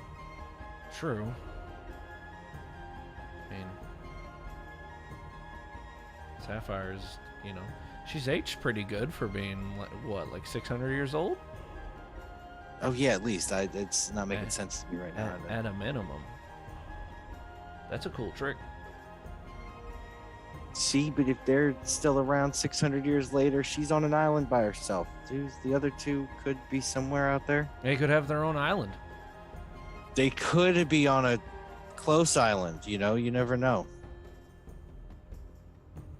They could be on an island we've passed 6 times.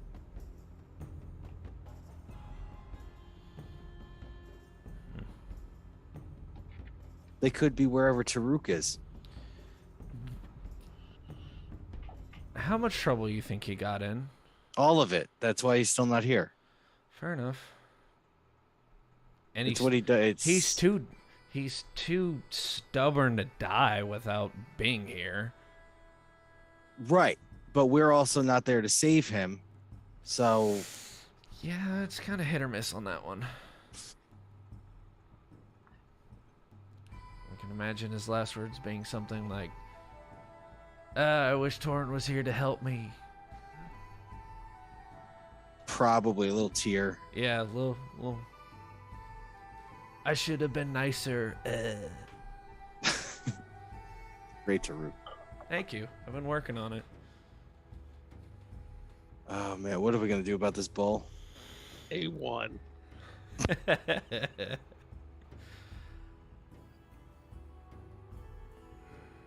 She.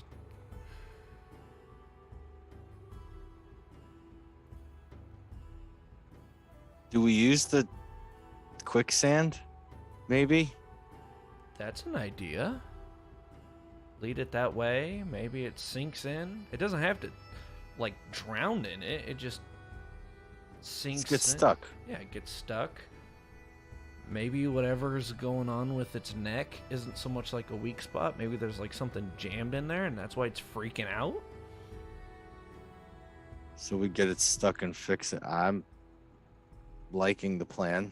If we can get it to work.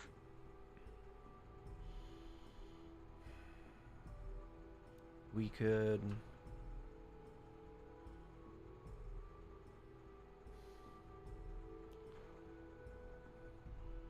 I'm trying to think of the best way to do this, but we could get its attention, get it to chase us, and then head towards the quicksand if we would be fast enough. So what if somebody just stands on the other side of the quicksand and... I mean, yeah, but what's the chances it's going to come barreling through that particular spot? Maybe, Yeah. Maybe. It's just an idea. We do it, like, separated. Sapphire gets its attention as a dragon. She kind of guides it towards you. That's when you remember that she said she's not going to physically help you. Because if you guys are actually trying to go after the cult, you should be able to handle this problem on your own. That's right. Her form of help was telling you that there could be a weakness at the base of its neck, on the back of its neck. It's more than I thought we'd get. So. Yeah. You can, well, you're really good at, like, hiding and stuff. You can get its attention. Bless you. Bless you. Once more with feeling. You get its attention from a distance, and then you hide. Maybe somehow magically Taruk will show up. He's loud and obnoxious enough to get its attention after it's charging, and then it would just steer it that way. Could work, for sure. It's an idea. I mean, I guess we'll pitch it to the others in the morning. Yeah. Sounds like the best plan. The in the morning part.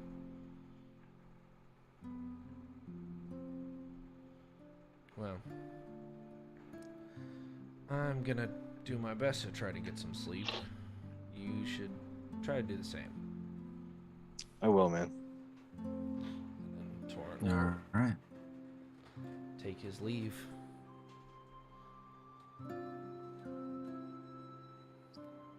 Last thing with the Bronze Island crew. V, you and Hector walk outside of the hut to that open area just to get some fresh air to talk. So we're kind of on like a sand dune, right? Yeah. You just Not kinda- near the quicksand. Not what I was going for, but thank you. V just kind of kicks the sand with her foot, and if he's like waits for him to be out there with her all the way, and just kind of starts a little, like a little walk, a perimeter walk, kind of kicking the sand a little bit.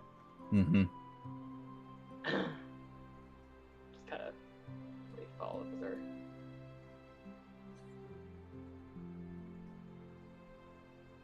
Weren't gonna let me go, huh?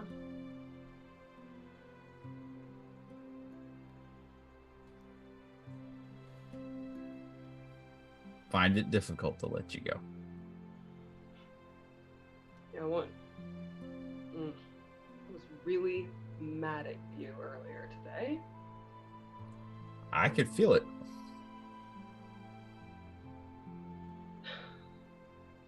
You know, it wouldn't do any good for you to die next to me, right?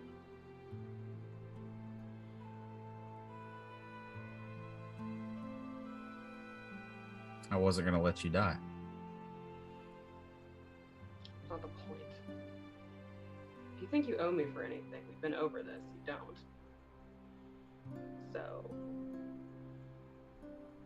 just Could it be that I just want to keep you safe because I care?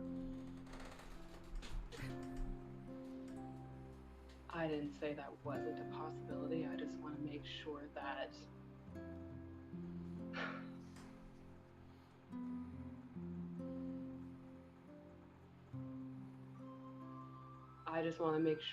that if you really care, you would know that I don't want you to be right there with me if something happens.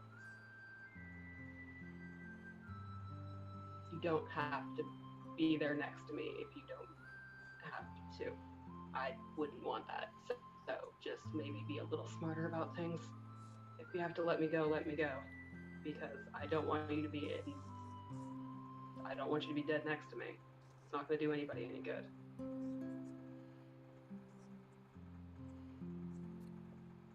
He kind of smiles. And I think I understand your meaning.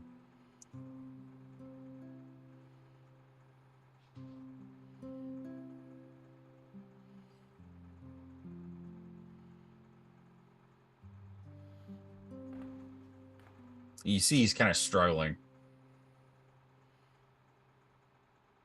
I don't think I can just let you go.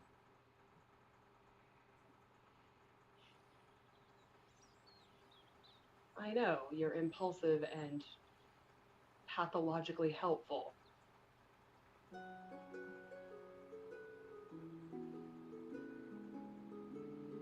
Probably not what you meant, though. You seemed... She kind of like kicks the sand a little bit more and just kind of makes herself busy, just patting it or whatever, and just goes, sorry if you... I don't know, you seemed a little over... You seemed tired. You seemed off earlier today. Sorry if I bothered you or kept you up. Sorry if you didn't sleep well. No, no, no. Alright, you just seemed off. I wanted to make sure it wasn't my fault. I didn't mean to bother you. That wasn't planned. I didn't mean to bother you. No, that wasn't it. I just, nothing. It wasn't, no. Alright, just want to make sure you slept well. I would hate for you to have not, and that'd have been a problem. Then you'd have died in the quicksand next to me. I could use some good sleep. Hopefully. Anyways. Does it bother you? Does what bother me? That I'm, that I'm there. What? To grab me? Or to pull me out of the sand? Or in general? The last one. He is definitely struggling with the words. Not at all. It makes things difficult. But it doesn't bother me. Good. I suppose about I didn't mean to. I can't stop. I can't turn it off. I'm good at reading people. I didn't mean to. Your past is your past, and I didn't mean to read into it too much. So I hope you don't feel like I was trying to cry. No. Pose. No, listen, maybe Taruk was right a while back. Maybe all the secrets don't do any of us any favors sometimes. The difference between a secret and what's yours. You can have your own thoughts and business and past. It doesn't have to be all on the table. All I needed to know is that it wasn't going to be a problem. If I cried, I'm sorry. No, it's fine. I don't mind you asking. Seemed relevant in the moment. Seems like everything will be alright, so consider it over. Consider it not important anymore.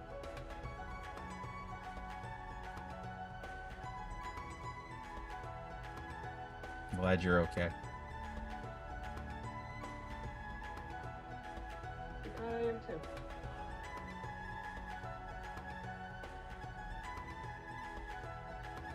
Just don't.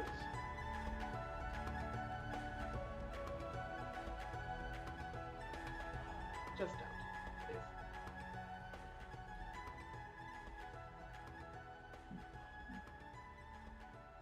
He just smiles. Calm before the storm, I guess.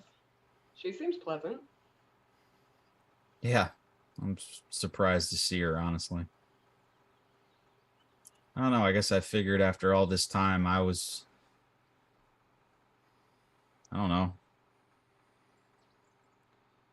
I just don't try to assume anything, especially when it comes to people that I used to know. I assumed most of them were dead or gone. Are you happy they're not? Yeah, no, Sapphire was one of the ones in the group I had one of the better relationships with. She cares. She cares about people. Despite what she might be trying to test you guys, but she cares. That's a little annoying, but if she cares about you, then that's enough for me. I've seen you surprised. You weren't surprised, you were happy. That's not something I've seen on you very much.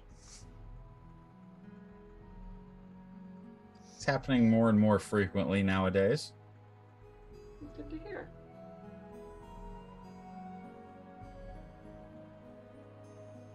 I think.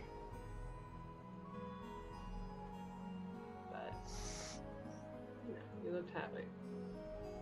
I liked that, so hopefully it keeps happening a bit.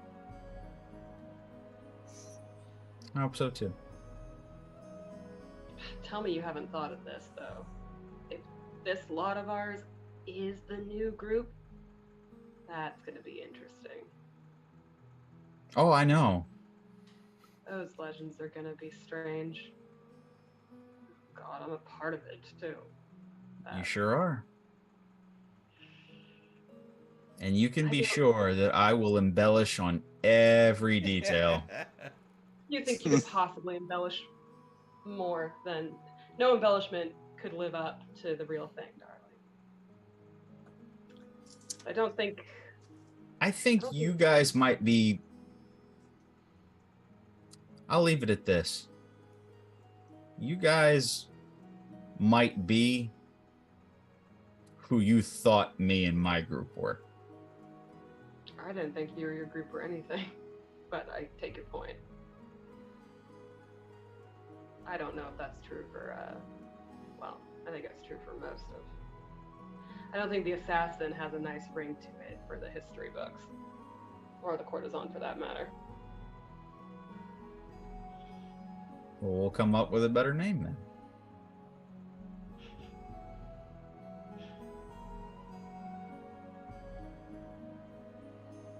I would rather there just not be a name. Or a memory, or a story. I'd rather it not be that way.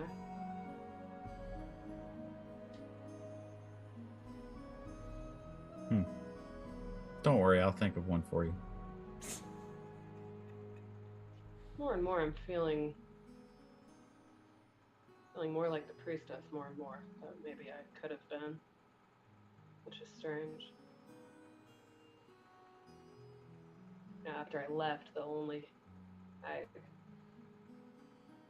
thought, fine, I'll be my own high priestess. Who knows? Story's still being told.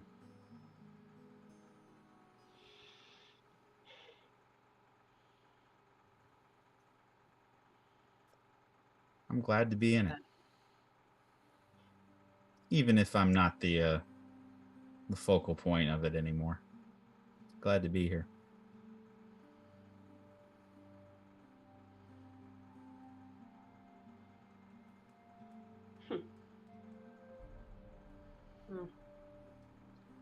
Maybe that's a start to you having a story that's actually happy this time.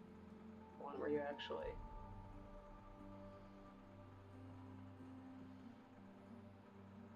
I don't know. Maybe you'll be happy in this one this time. But not if you're dead. So please, just be smarter about things. Okay. There's an awkward silence. You know, I wouldn't have been in trouble if you'd have watched where you were walking.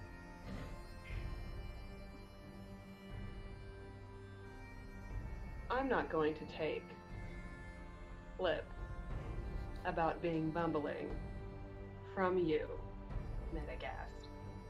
No, right? You know it's bad if I'm giving you shit about it. You have had a very good day. Do you want me to end it poorly? Do you want it to be a problem? We can make it a problem. I like to think we're just pacing around the house in circles. Yep, yeah.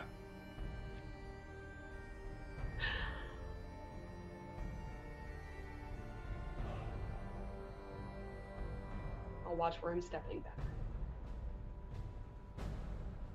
There you go. We'll leave that with just the echoes of him going, was that too much to ask? It's adorable.